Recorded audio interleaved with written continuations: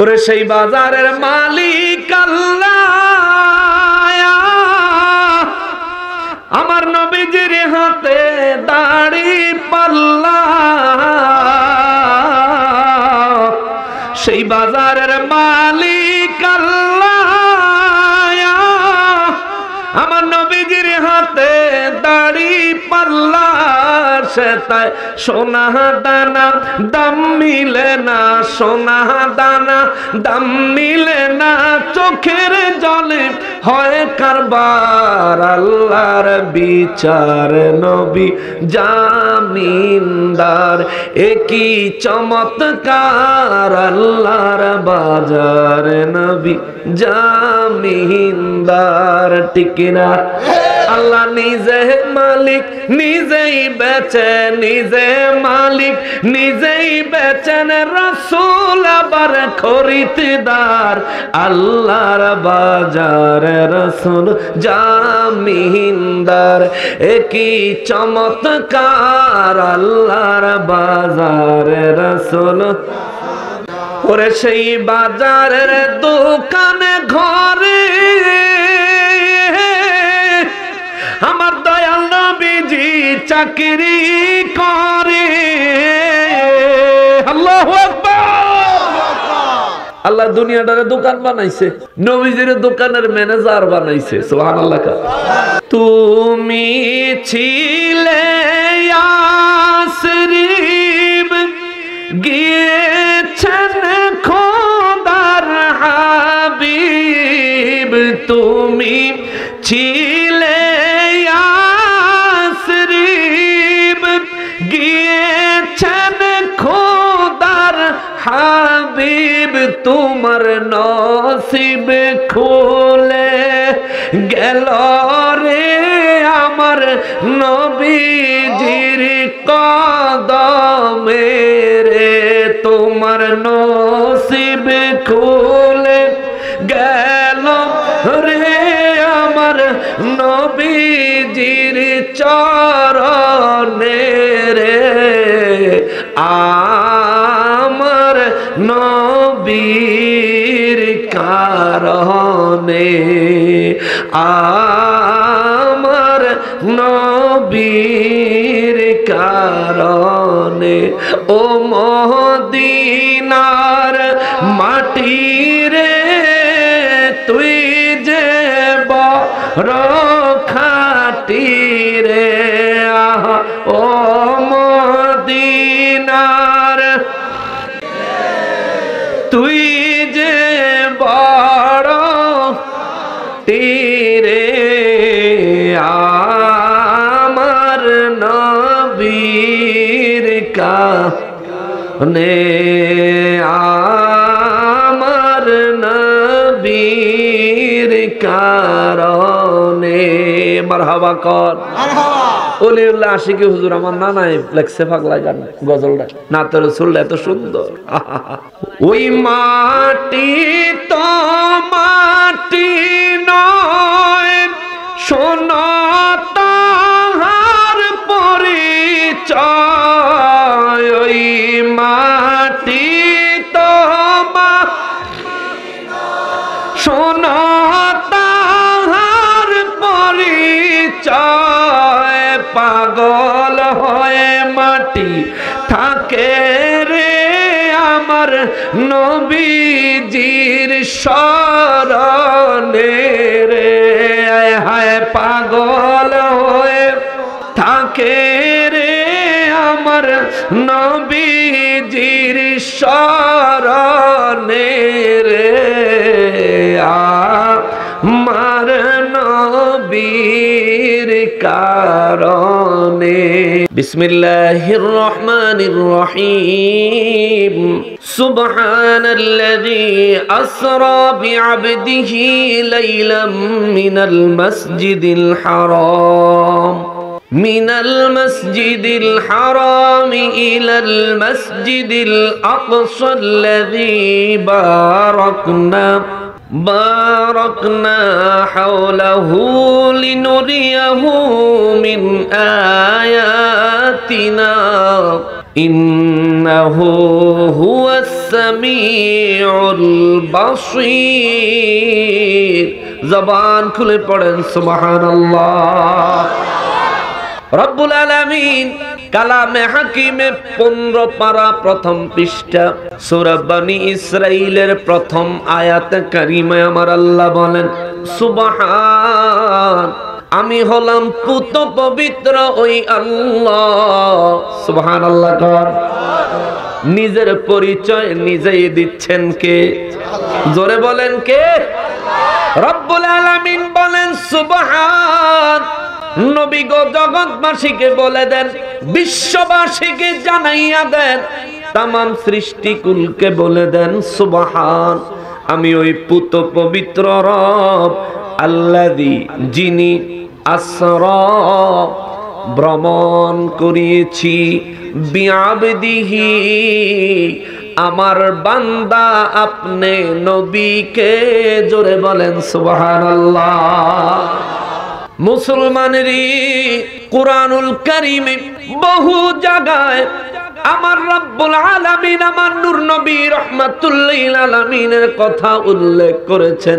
কোন জায়গায় আমার নবীজির বলেন ইয়াসিন, কোন জায়গায় আমার নবীজিকে বলেন তাহা, কোন জায়গায় আমার নবীজিকে বলেন ইয়া আইয়ুহাল মুজাম্মিল। আল্লাহু আকবার। কোন জায়গায় আমার নবীজির বলেন ইয়া আইয়ুহার রাসূল। কিন্তু এই আয়াতে কারিমায় আমার আল্লাহ আমার নবীজির ইয়াসিন কয় না, তাহা কয় না, মুজাম্মিল কয় না, রাসূল কয় না, নবীও কয় না, শুধু আল্লাহ বললেন বিআবদিহি, আমি রব্বুল আলামিন আমার বান্দাকে ভ্রমণ করিয়েছি, সফর করিয়েছি, এক জায়গা থেকে আরেক জায়গায় স্থানান্তর করেছি। রব্বুল আলামিন ও আমার আল্লাহ আমার নূর নবী রাহমাতুল লিল আলামিনের নবী রাসূল ইয়াসিন তাহা মুজাম্মিল এমন কিছু না কইয়া আমার নবীর বান্দা বললেন কেন? যদি রব্বুল আলামিনের দিকে আমরা এই প্রশ্নটা করি, আমার নূর নবী রাহমাতুল লিল আলামিন উত্তর হাদিসে মোবারকে 1450 বছর আগেই দিয়া গেছেন। চিৎকার দিয়া কোন সুবহানাল্লাহ। নবী আমার রাহমাতুল লিল আলামিন কয়, সাহাবীরা রে, ও সাহাবীরা, আমার আল্লাহ আমার এই জায়গায় রাসূল বলে নাই, নবী বলে নাই, আমারে আল্লাহ আবদুন বলছে, বিআবদিহি, তার বান্দাকে, তার বান্দা, তার বান্দা। আল্লাহ আমারে বান্দা বললেন, তার কারণটা কি? কারণ হইল রে সাহাবীরা, তোমরা যারা জীবিত আছো, অর্থাৎ যাদের শরীরও আছে, শরীরের ভিতরে রূহও আছে, এই দুইটা যখন একটা আরেকটার সঙ্গে মিশে থাকে, তখন মানুষ দুনিয়ার হায়াতে বাঁচলে হয় বান্দা।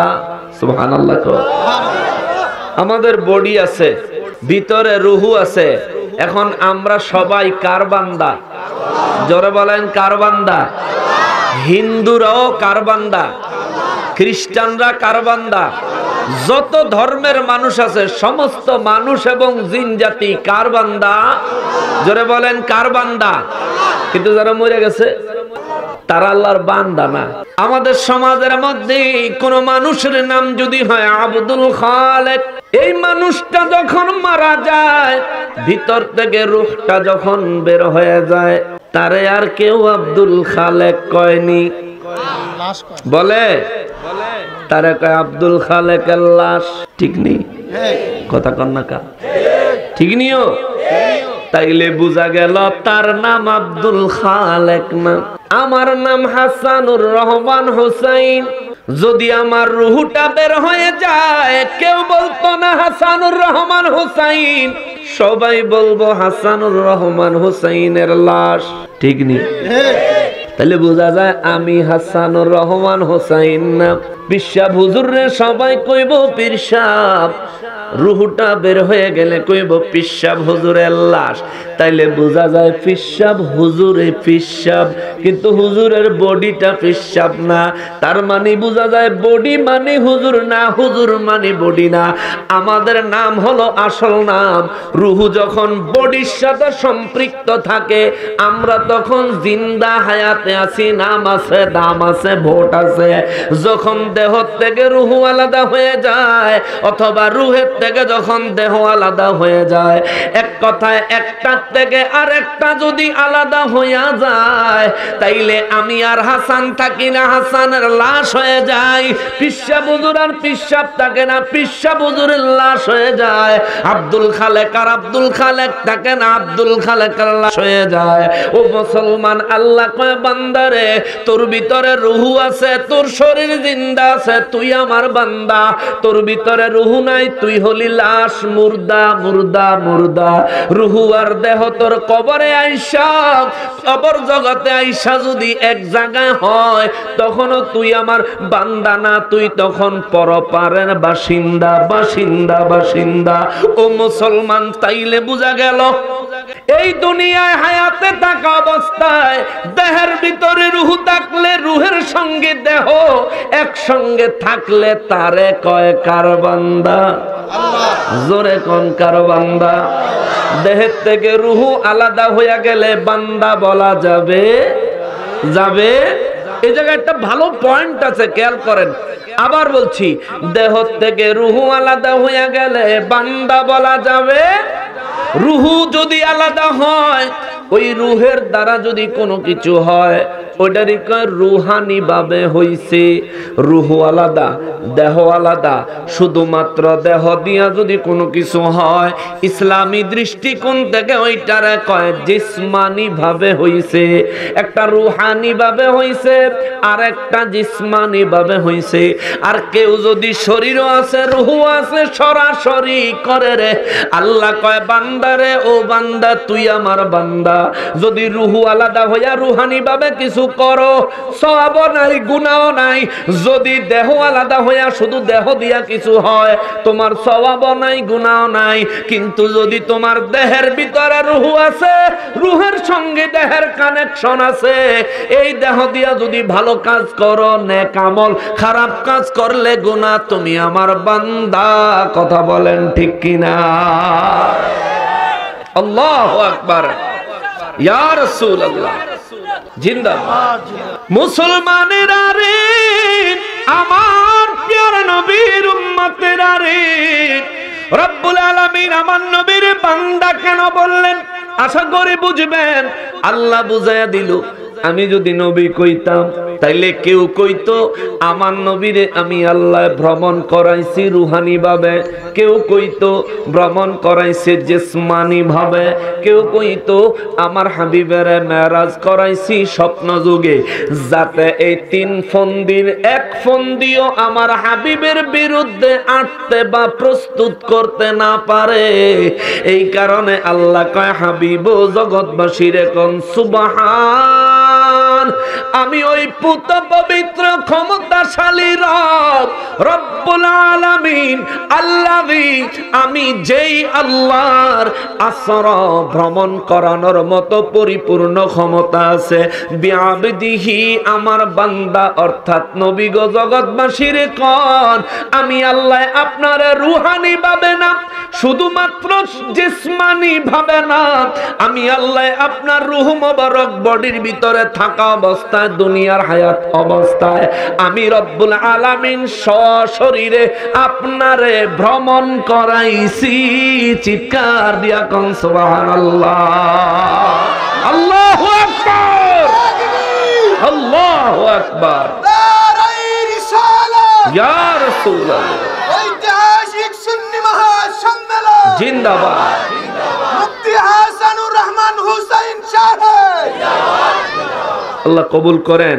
মহব্বতে পড়েন না, জোরে আমিন। এটি কথা কয় না, জোরে কোন আমিন। এই অবস্থা। তাহলে নবীজিরে আল্লাহ বান্দা কেন বললেন বুঝছেন নি? কেন বলছেন? কারণ বান্দা বললেই বোঝা যাইবো নবী স্বপ্ন যুগে না, সশরীরে মেরাজ করছে। জোরে কোন না সুবহানাল্লাহ। তাহলে এই ধোঁকাবাজরা যে ধোঁকা দেওয়ার জন্য নবীজির সম্মান কমানোর ফন্দি বাহির করবে, এটা আগে থেকেই জানতেন কে? আল্লাহ আগেই জাগা মতন মুরাডা মাইরা থুয়ে দিছে, ঠিক কিনা কর? জাগা মতন সাজদা দিয়ে থুয়ে দিছে। রব্বুল আলামিন বলেন আসরা বিআবদিহি, ও দয়াল নবীজি জগৎবাসীর মেসেজ দেন, আমি রব্বুল আলামিন আপনারে ভ্রমণ করাইছি বাবারে, এইবার আসেন আমার নবীজিরে সশরীরে ভ্রমণ করানো আল্লাহর পক্ষে কি সম্ভব না অসম্ভব? আল্লাহ ইচ্ছা করলে পারবো কি পারবো না? আসলে পারবো কি পারবো না? কইব হুজুর আল্লাহ নবীরে মসজিদে আকসা পর্যন্ত নিছে, তার উপরে নেয় না কেন রে ভাই? আল্লাহ কি পারে না? আল্লাহ কি পারে না? আল্লাহর কি ক্ষমতা নাই? আমার রব্বুল আলামিনের ক্ষমতার ব্যাপারে যদি বলি রে বাবা, আল্লাহর ক্ষমতা কত। ইব্রাহিম নবীরে আমার আল্লাহ নির্দেশ দিলেন বাইতুল্লাহ কাবা শরীফ তৈরি করো। ইব্রাহিম নবী কাবা শরীফ তৈরি করে, ইসমাঈল আলাইহিস সালাম বাবার হাতে পাথর তুলে দেয়। ইব্রাহিম নবী ওই পাথর লইয়া কাবা ঘরের দেয়াল বানায়, দেয়ালে চতুর্দিক দিয়া বসায়, মাটিতে দাঁড়ায় লাগাইতে লাগাইতে যখন এই পর্যন্ত মাথার উপর পর্যন্ত লাগাইছে, এখন বাকিটা তো নাগাল পায় না। কাবা শরীফ কি আমাগো মাথার সমান? হজে গেছেননি কেউ? এখন হাজী সাহেব কেউ আছেননি? মাশাআল্লাহ। এমনি এই যে পোস্টারের মধ্যে, ক্যালেন্ডারের মধ্যে, টেলিভিশনের মধ্যে, মোবাইলের মধ্যে যে কাবা শরীফের ছবিটা দেখেন, কাবা শরীফটা কি আমাকে মাথার সমান লাগে? অনেক উঁচা না? অনেক উঁচা নি? ইব্রাহিম নবীর জমানায় এত উঁচা করে আল্লাহ বানাইতে কইছে, সুবহানাল্লাহ কর। কিন্তু এখনকার সময় তো কত কিছু আছে, যন্ত্র মন্ত্র কত কিছু। তৎকালীন সময় কি এত যন্ত্র মন্ত্র ইঞ্জিনিয়ারিং আছিল নাকি? ছিল? ইব্রাহিম নবী মাথার উপর পর্যন্ত বানায়া যখন আর নাগাল পায় না, ইব্রাহিম নবীজি হজ করতে গেলে মাকামে ইব্রাহিম একটা জায়গা আছে, হ্যাঁ হ্যাঁ, 2 রাকাত নামাজ পড়ন লাগে। করাগাত ইব্রাহিম নবী ওই জায়গায় 2 রাকাত নামাজ পড়ছেন, পয়রা দোয়া করে মালিক কাবা শরীফ বানানোর জন্য বলছেন, বানানোর কাজে হাত দিছি গো আমার আল্লাহ। কাবা শরীফ বানাইতে যায় যেটুক সম্ভব হইছে বানাইছি, ও রব্বুল আলামিন তার উপরে তো নাগাল পাই না, আপনি সাহায্য করেন। আপনি সাহায্য করলে আপনার হুকুম মোতাবেক আমি ইব্রাহিম বানাইতেই থাকবো।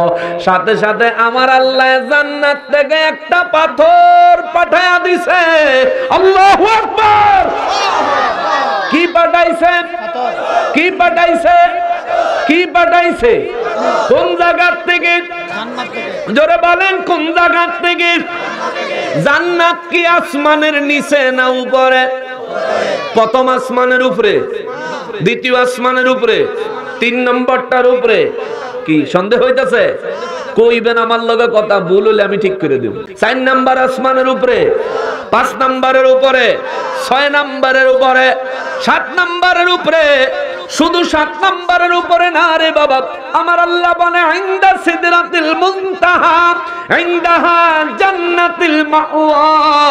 আল্লাহ কয় 7 আসমানের সীমানার শেষ প্রান্তে সিদরাতুল মুনতাহা, আর সিদরাতুল মুনতাহার শেষ প্রান্তে জান্নাতের শুরু।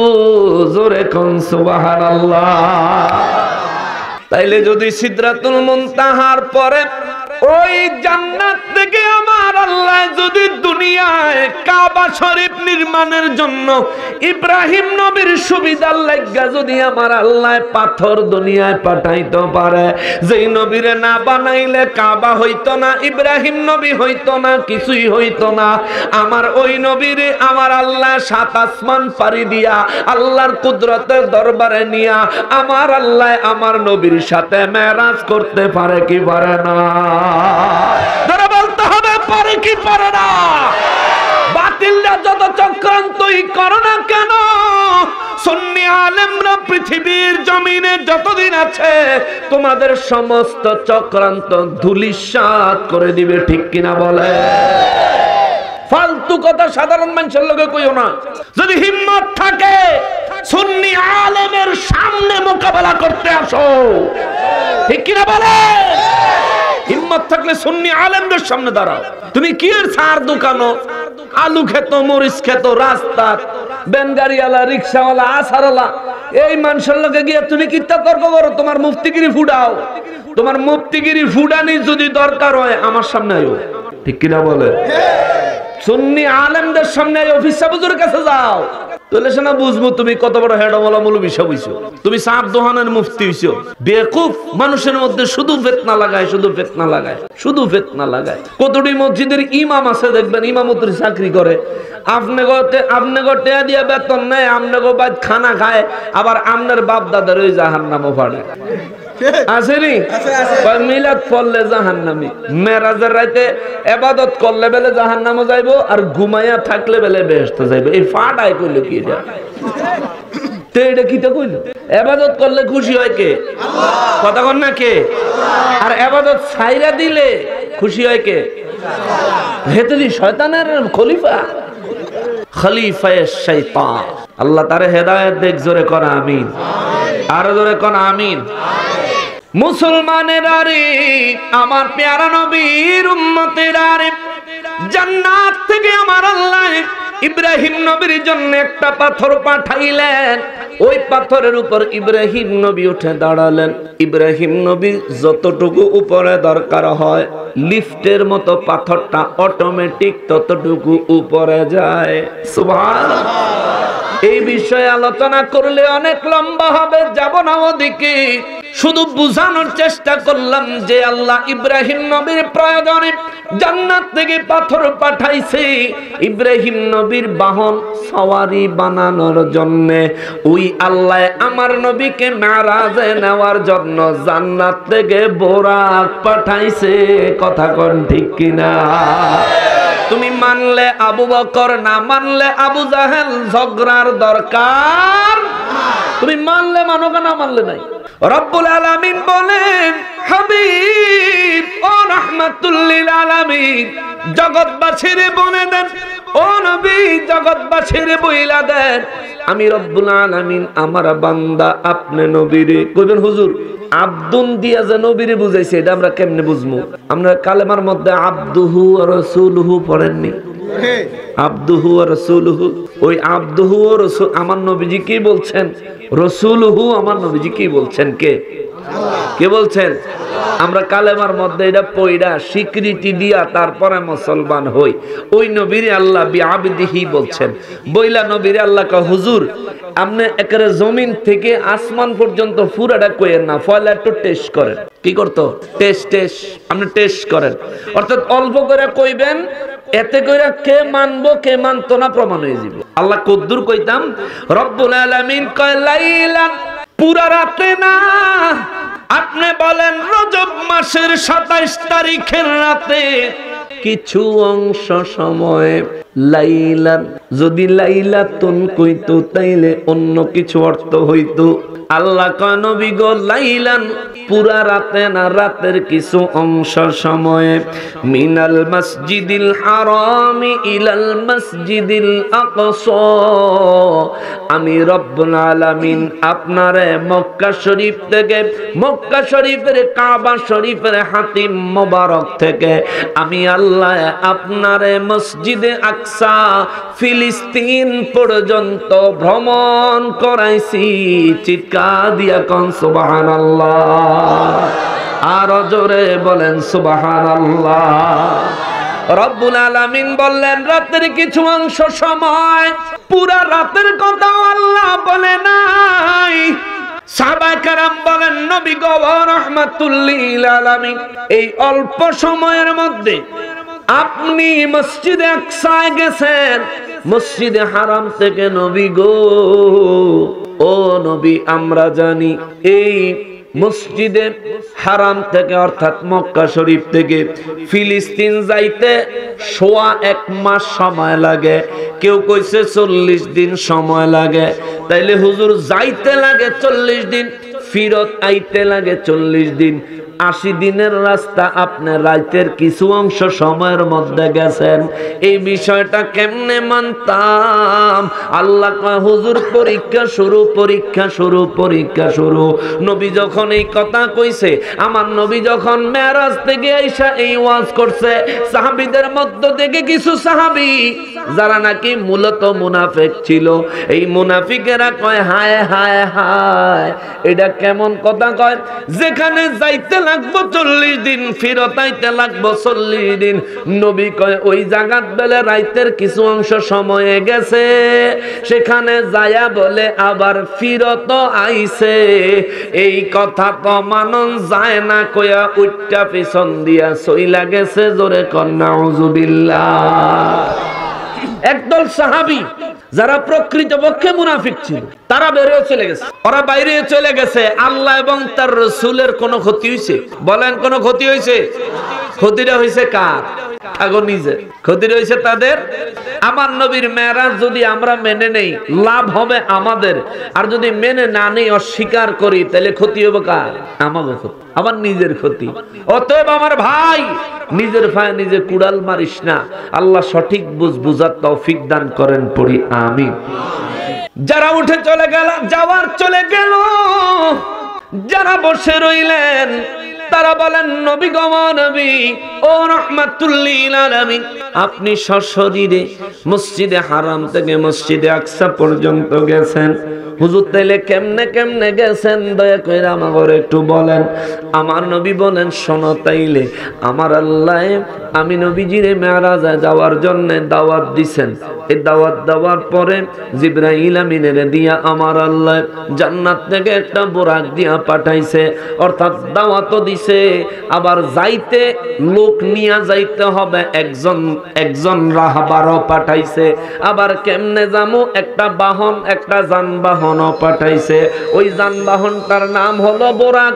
সাহাবীরা কয় নবী গো নবী, এই আরব দেশে আমরা বসবাস করি, ঘোড়া শুনছি, গাধা শুনছি, উট শুনছি, হুজুর বুরাক নাম তো শুনি না। বুরাক কারে কয়? বুরাক কেমন জিনিস? আমার নবী কয় সাহাবীরা রে, বুরাক হলো গাধার থেকে বড়, খচ্চরের থেকে একটু ছোট, কিন্তু এটা নাম হলো বুরাক। বুরাক বুরাক।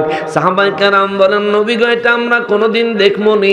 আমার নবী কয় শোনো, কিয়ামতের ময়দান থেকে যারা আমি নবীর প্রিয় আশিক রাসূল পরিচয় পাবে, যারা নাকি কিয়ামতের ময়দানে মেরাজের ঘটনাকে একবার শোনা মাত্র বিশ্বাস করেছে, এই কথার উপর যাদের আমল এবং ঈমান সাবেত হবে, আমি নবী তাদের জন্য দোয়া করছি, আমার আল্লাহ হাসরের ময়দান থেকে তাগরে বুরাকে চড়াইয়া জান্নাতে পাঠাইবো।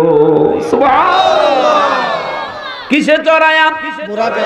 কিসে চড়াইয়া? বুরাকে। ওই মিঠা মইনের মানুষ, এই বুরাকে আপনারা চড়তে চাননি? চান? বুরাকে চড়ে জান্নাতে যেতে চাই কি চাই না? আল্লাহ আমাদেরকে তৌফিক দেন। এই আওয়াজে বেলে যাইব। আল্লাহ আমাদেরকে তৌফিক দেন। আল্লাহ আমাদেরকে কবুল করেন। আল্লাহ আমাদের জীবনের গুনাহগুলি মাফ করেন।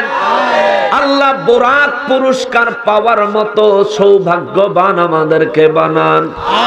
জোরে বলেন আমিন।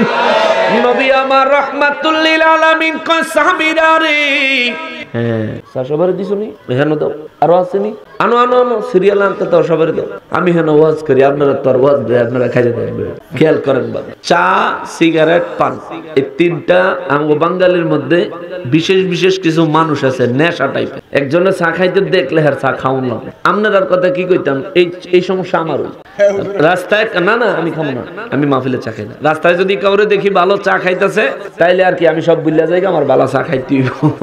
বাসায়ও মাঝে মধ্যে থাকলে মাঝে মধ্যে মোবাইল চালাইতাছি, ফেসবুক চালাইতাছি বা একটু ভিডিও দেখতাছি, ভিডিওর মধ্যে ঢুকছি, কোন জায়গায় দেখছি যে কেউ চা খাইতেছে, মন চাই একটু চা খাই, বাসার পরে বানাই খাওয়ান লাগে। তা আমার কথা, এটা আমার নিজের কথা বললাম। আর মানুষের মধ্যে এমন মানুষ আছে জীবনে দাওয়াত দিয়ে একবেলা খাওয়ান যাইতো না, কিন্তু চা খাইতে দেখলে চা অর্ধেকটা খুঁজে হইলেও খাইবে, আছে না?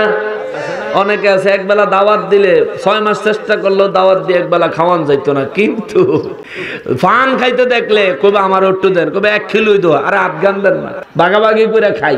এটা আমাদের হয়ে গেছে অভ্যাস চলছে। এর লিগে আমিও মাহফিলও চা খাই না, কেউ চা খাইতেও দিই না। আজকে যখন দিয়া লাইছে খাইয়া আধা আধি মোটামুটি শেষ হয়ে গেছে। আসলে স্টেজে চা খাওয়া প্রতি মনোযোগ চলে গেলে বয়ানের মনোযোগ নষ্ট হয়ে যায়। আর আমি একটু ধারাবাহিক বয়ান করার চেষ্টা করি, তো খেয়াল করবেন, দেখবেন মেরাজ ধরছি না, শেষ পর্যন্ত মেরাজের ওয়াজ করব। এটা আমার অভ্যাস। আমারে পর্দার উপরে দিবেন, একদম শুরু থেকে শেষ পর্যন্ত আমি পর্দার উপরে কথা কম, এটা আমার অভ্যাস। নামাজের উপরে দিবেন, আমি শুরু থেকে শেষ পর্যন্ত নামাজের উপরে কথা কম। তার মানে আমি একটা টপিক ভিত্তিক কথা বলি, আলোচনা করি। ফিসা হুজুরে দিছে, সব হুজুরে দিছে, নাইলে সারছে। একটা টপিক ভিত্তিক আলোচনা করি, তাইলে আমার যদি খেয়ালটা নষ্ট হয়ে যায়, মুসল্লিদের খেয়াল, আমার খেয়াল ঠিক থাকলেও আপনাকে খেয়াল লইরা গেল এলোমেলো হয়ে যাবে। অর্থাৎ দুই পার্টির মনোযোগ লাগবে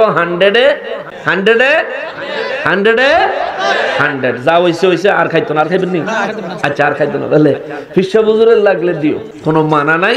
আল্লাহর ওলি মানুষ, তার দিলে লাভ হবো, কিন্তু আর কেউ দিও না। আমি খুঁজলে আমারও দিবে না। আল্লাহ তাআলা সবাইকে ধৈর্য ধরে অবস্থান করার তৌফিক দেন, জোরে পড়ি আমিন। বাজান, যেই কথাটা বলতেছিলাম খেয়াল করবেন, আমি জানি না মেরাজের ব্যাপারে এত নিগুড় ভিতরের থেকে কোনো কথা আপনাদের সামনে পেশ করব কিনা, তবে আমার যেহেতু সুযোগ হয়েছে আমি বলে যাই। অনেকের কাছে ভালো লাগবে, অনেকের কাছে ভালো লাগতো না, অসুবিধা নাই। আল্লাহ এবং তার রাসূলের প্রেমের কথা একজনের কাছে ভালো লাগলেই যথেষ্ট, ঠিক না বাবা? আল্লাহ বুঝার তৌফিক দেন, জোরে পড়ি আমিন। এ মুসলমানের আরে, আমার প্যারা নবীর উম্মতের আরে, নূর নবী রাহমাতুল লিল আলামিন কয়, সাহাবীরা রে ও সাহাবীরা, আল্লাহ আমি নবীর মেরাজে নেওয়ার জন্য বুরাক পাঠাইছে, জিবরাইল আমিনের পাঠাইছে, দাওয়াত তো দিছে, জিবরাইল আমিনেরও আমার আল্লাহ পাঠাইছেন, আবার বুরাক পাঠাইছে, আমার আল্লাহ সওয়ারিও পাঠাইলেন, রাহবার অর্থাৎ রাস্তা দেখানে ওয়ালাও একজন পাঠাইয়া দিলেন, সফর সঙ্গীও একজন পাঠাইয়া দিলেন। জিবরাইল আমিন আসলেন, আমি হাতিমে কাবার মধ্যে বিশ্রাম অবস্থায় ছিলাম। আরো বিভিন্ন বর্ণনা আছে, নবী বলেন জিবরাইল আমিন আইসা আমি নবীজির সিনা মোবারক সাক করলেন, আমার ভিতর থেকে আমার কলব মোবারক বের করলেন। আরবিতে কয় কলব, ইংরেজিতে কয় হার্ট, বাংলায় কয় হৃদপিণ্ড। এই জায়গার ভিতরে যেটা সারাক্ষণ ধূপ ধূপ ধূপ করে, এটারে কয় ইংরেজিতে হার্ট, বাংলায় কয় হৃদপিণ্ড, আরবিতে কয় কলব। আমার নবী কয় উম্মতের তোদের এই জায়গাটার বড় দাম, বড় দাম, বড় দাম। নবী গো কত দাম? আমার নবী বলেন, কারো যদি এই জিনিসটা পবিত্র হয়, তার গোটা বডিটা আমার আল্লাহ পবিত্র কইরা দেয়। যদি এই জায়গাটা পবিত্র হয়, নবী বলেন তার গোটা বডিটা পবিত্র করে দেয় কে? আল্লাহ পবিত্র করে দেয়। এই জায়গাটা পবিত্র করা দরকার কেন? কারো বাড়ি চুরি করতে চাইলে আগে খবরটা, মেসেজটা এই জায়গা থেকে আসে, চুরিটা করমু। কাউরে ঠকানোর চিন্তাটা এখান থেকে আসে, করমু, ঠকামু। ও মুসলমান, এই জন্য নবী কয় ইদা সলুহাত সলুহাল জাসাদে কুল্লুহু, যখন কোন বান্দার এই জায়গাটা পবিত্র হয়ে যায়, আমি নবী ঘোষণা দিলাম তার গোটা বডিটা পবিত্র হয়ে যায়। যখন কোন বান্দার এই মনটা খারাপ হয়ে যায়, কলবটা খারাপ হয়ে যায়, আমার নবী বলেন তার গোটা বডিটা খারাপ হয়ে যায়। তার কলব যদি নাপাক হয়, গোটা বডি নাপাক হয়ে যায়। বলবেন হুজুর, কলব তো ওখান থেকে কোনোদিন বাহির করি নাই, তাইলে এটা প্রস্রাব লাগার সুযোগ নাই, পায়খানা লাগার সুযোগ নাই, নাপাকি লাগার সুযোগ নাই। কিন্তু আমার নবী কয় উম্মতেরি, তোর কলব তোর ভিতরেই থাকবো, পবিত্র করার জন্য বের করার যেমন দরকার নাই, পবিত্র হওয়ার জন্যও বের করার দরকার হয় না, ভিতরে রাখা পবিত্র করতে পারবা, ভিতরে রাখা তুমি ময়লা অপবিত্র করতে পারবা। নবী গো কেমনে? নবী কয় উম্মতেরে তুমি যদি নেক আমল করো, সঠিকভাবে হকভাবে চলো, কারো উপর দুশমনি শত্রুতা শয়তানি করার চিন্তা ভাবনা তুমি যদি না করো, তোমার এই জায়গাটা পবিত্র থাকবে, পবিত্র থাকবে। ইয়া রাসূলুল্লাহ ময়লা হয় কেমনে? নবী কয় একটা গুনাহ করবি একটা দাগ পড়ব, দুইটা গুনাহ করবি দুইটা দাগ পড়ব, তিনটা গুনাহ করবি তিনটা দাগ পড়ব। এই দাগগুলো সাদা না, নীল না, রঙিন না, ও মুসলমান লাল না। আমার নবী বলেন এই দাগগুলো কালো কালো দাগ, কালো কালো দাগ। তোর কলবটা আল্লাহর কুদরতের দরবারে সাদা হিসাবে আল্লাহর দরবারে অঙ্কিত থাকে। যখন তুই পাপ করস তোর কলবের উপর দাগ হয়, দুইটা করলে দুইটা, পাঁচটা করলে পাঁচটা, হাজারটা করলে হাজারটা, দাগ হইতে হইতে হইতে হইতে এক সময় তোর এই পবিত্র কলবটা অপবিত্র হয়ে যায়, অন্ধকার হয়ে যায়। অন্ধকার হইয়া গেলে রে বাবা, আমার নূর নবী রাহমাতুল লিল আলামিন বলেন এই কলবের মধ্যে শয়তান বাসা করে। শয়তান নিজের ইচ্ছা মতন তোমারে পরিচালনা করে। জোরে কর নাউযুবিল্লাহ। তখন কেমন হয়? পুলিশের হাতে অস্ত্র থাকলে আইন রক্ষা করে, সন্ত্রাসীর হাতে অস্ত্র গেলে আইন ভঙ্গ করে, ঠিক কিনা? কিন্তু দুজনেই অস্ত্র চালায়। পুলিশে চালায় আইন রক্ষা করার জন্য, আর সন্ত্রাসে চালায় আইন ভঙ্গ করার জন্য। পুলিশে চালাইলে সরকারে পুরস্কার দেয়, সন্ত্রাসী চালাইলে দৈরা নিয়া ফাঁসি দেয়, ঠিক কিনা বলেন? তার মানে দুইজনের জন্য অস্ত্র চালানো সমান ব্যাপার, কিন্তু দুইজনের অস্ত্র গুলিতেই মানুষ মরবো। পুলিশের গুলি তো মরবো, সন্ত্রাসের গুলি তো মানুষ মরবো। দুইজনে গুলি করলে গুলি একইভাবে চলবো, মানুষের উপর একই ইফেক্ট করব। কিন্তু রাষ্ট্রের কাছে পুলিশের গুলি করে অপরাধী হত্যা করলে রাষ্ট্র তারে পুরস্কার দেয়, আর আপনি আমি সাধারণ মানুষ যদি কোনো অপরাধীরও গুলি করে আমাইরা ফেলাই, আমারে ধরে নিয়ে ফাঁসি দিব, ঠিক নেই? কা পুলিশে মারলে দোষ নাই, আমি মারলে দোষ কা? কারণ পুলিশের নাম খাতায় আছে, আমার নাম খাতা, তাহলে নাম উঠার লাগবে খাতা। খাতার নাম থাকলে পুলিশে গুলি করে, এই গুলি করলে তার হয় কি ক্রস ফায়ারে দিছে, নাকি ক্রস ফায়ারে দিছে, এনকাউন্টার করছে নাম হয়। আর আমরা করলে বন্দুক যুদ্ধ করছে, গুলি করে মেরে ফেলাইছে, খুন করছে। বাবা নবী বলেন উম্মত তোমার কলবে একটা একটা দাগ পড়ে যায়, পুরোটা যখন কালো হয়ে যায় শয়তান তোমার কলবে অবস্থান করে। করলে কি হয় নবী? আজান শুনলে খারাপ লাগে, নামাজের কথা বললে মনে হইব মাথায় বড় একটা বোঝা চাপায়া দিছে, নবীর প্রেমের কথা বললে শরীরে আগুন ধরবো, অন্তরে মনে হইব আগুন ধরে গেছে, এমন ছটফট করবা। ওলি আল্লাহর কথা বললে তোমার কাছে ভালো লাগতো না। এইটাই হইল তোমার কলব যে শয়তানের দখলে, তা বুঝার জন্য প্রমাণ। কথা বলেন ঠিক কিনা?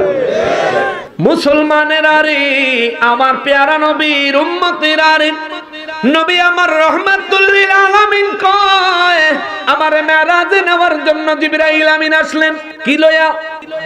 কি লয়া? মনে আছে তো, দেখা যায় বুরাক নিয়ে আসলেন। আমি নবীজি সিনা মোবারক চাক করলেন, জিবরাইল আমিন ডাক্তার। আমার নবীজি রহমাতুল লিল আলামিনের বুক মোবারক চিরলেন, চিরে আমার নবীজির কলব মোবারক বাহির করেন। নবী বলেন স্বর্ণের একটা পাত্রের মধ্যে জমজমের পানি লইয়া ওই পানির মধ্যে আমার কলব মোবারক ধৌত করলেন সুন্দর করে। ধৌত কইরা আবার জাগাত রাখা দিছে। আমি নবী আগের মতো সুস্থই ছিলাম, কোনো অসুস্থতা বোধ করি নাই। চিৎকার দিয়া কোন সুবহানাল্লাহ। আমাগো ভিতরে টানে যদি হার্ট বাইর করে, কলব বাইর করে, বাঁচমু না মরমু? পৃথিবীর বিখ্যাত ডাক্তার, সর্বশ্রেষ্ঠ ডাক্তারেও যদি বাহির করে বাঁচন না মরণ, বাঁচন না মরণ, এটা বুঝতে কি ডাক্তারি ফরন লাগবো? এটা বুঝতে কি এমবিবিএস ডাক্তার হন লাগবো? এই বেটা আমার ভিতরের কলব, আমার এই হার্ট বাইর করে দিত না। ডাক্তার যদি কয় আরে বাইর করলে কিছু হইতো না, আমরা কম তোমারটা তুমি বাইর করো, আমারটা দিব না, ঠিক না? তোমারটা তুমি বাইর করো, আমারটা দিব।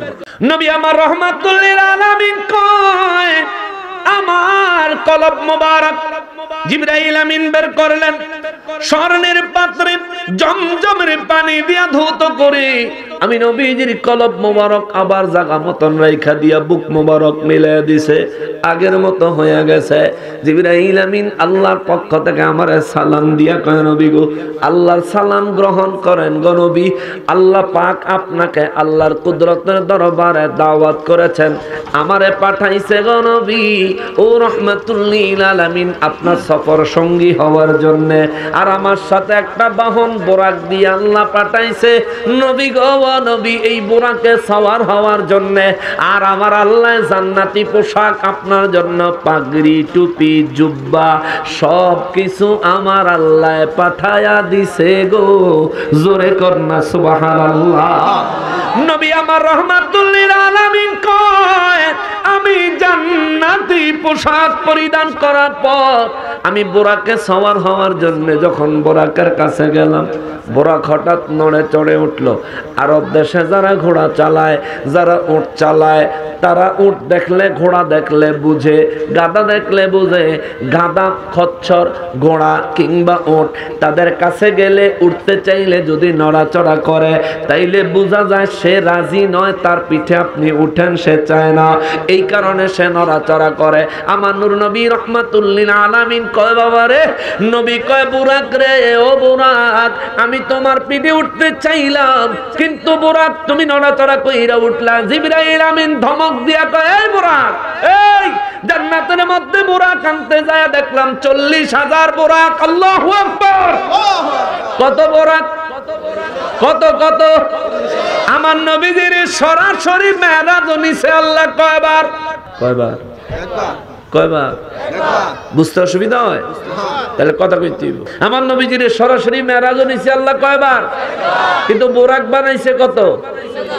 কত কত? নবীজিরে মেরাজ যে একবারই নিব এটা সিদ্ধান্ত কার?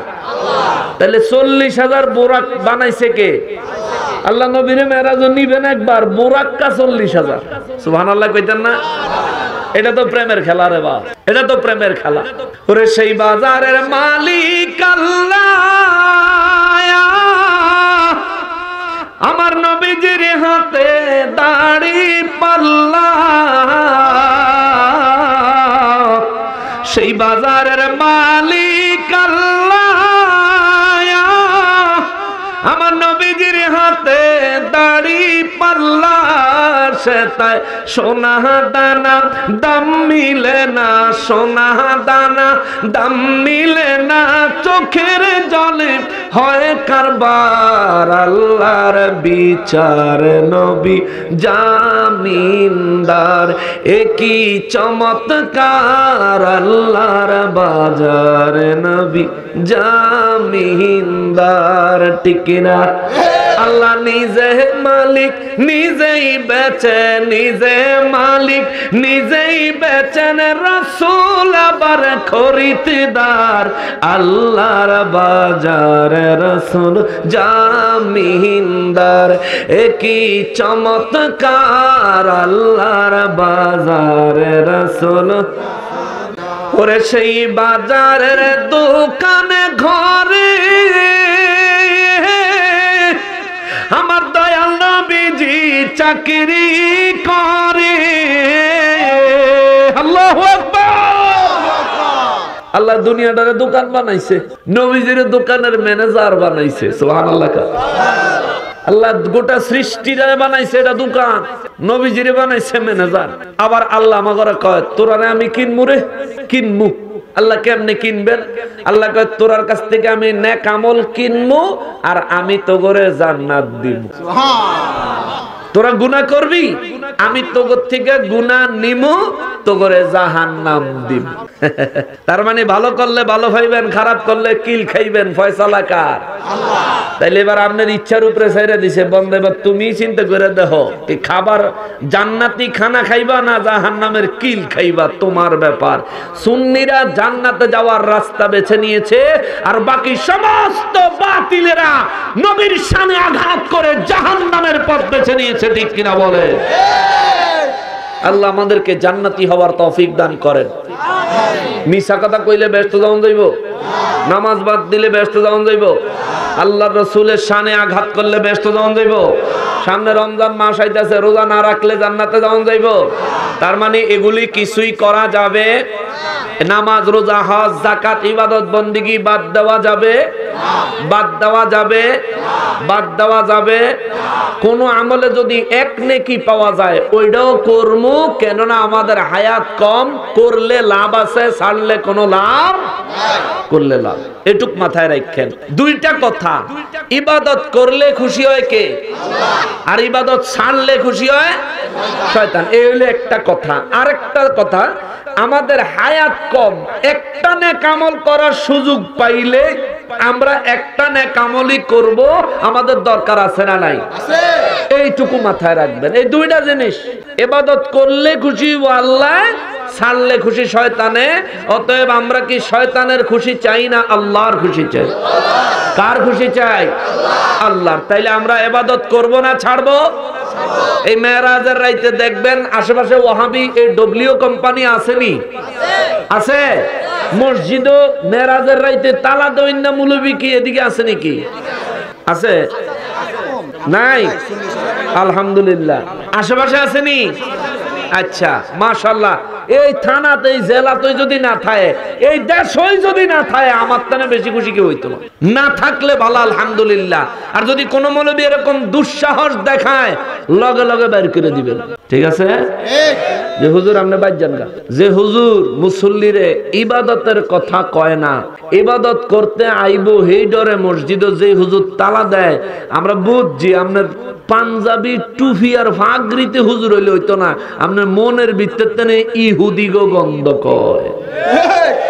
এভাবে বলতে হবে। মুসলমানের আরে, আমার পেয়ারা নবীর উম্মতের আরে, মেরাজের রাত আসলে আমরা ইবাদত করতে মসজিদে যাই, নফল নামাজ আদায় করি। আপনারা করেননি? নফল নামাজ পড়েননি? কয় রাকাত পড়েন?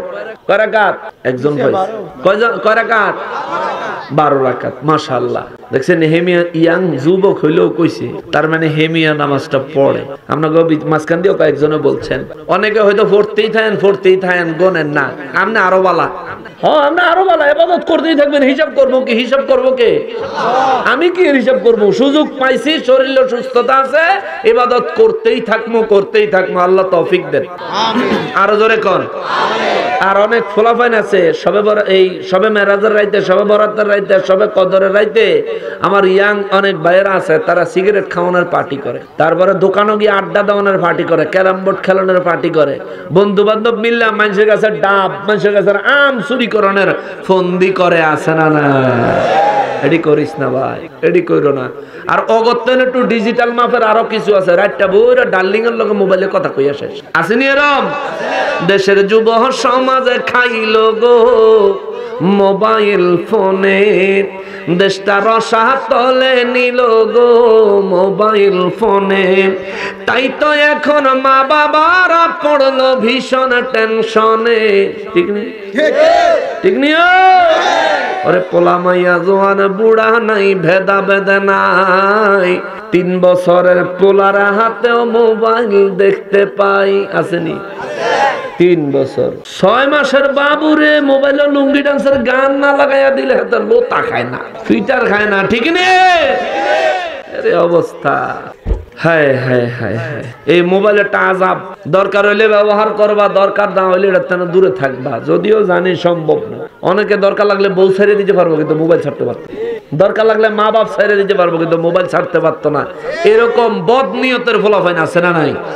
আমার ভাই, যদি তোমরা এখানে কেউ থাকো, কিংবা এই বয়ানটা যারা শুনতেছো তারার মধ্যে যদি কেউ থাকো, এরকম হইও না। এরকম হইও না। মা বাবার সাথে বেয়াদবি করো না। আল্লাহ আমাদেরকে আদবের সহিত মা বাবার সঙ্গে সুন্দর সম্পর্ক বজায় রাখার তৌফিক দান করেন। আরো জোরে পড়েন আমিন।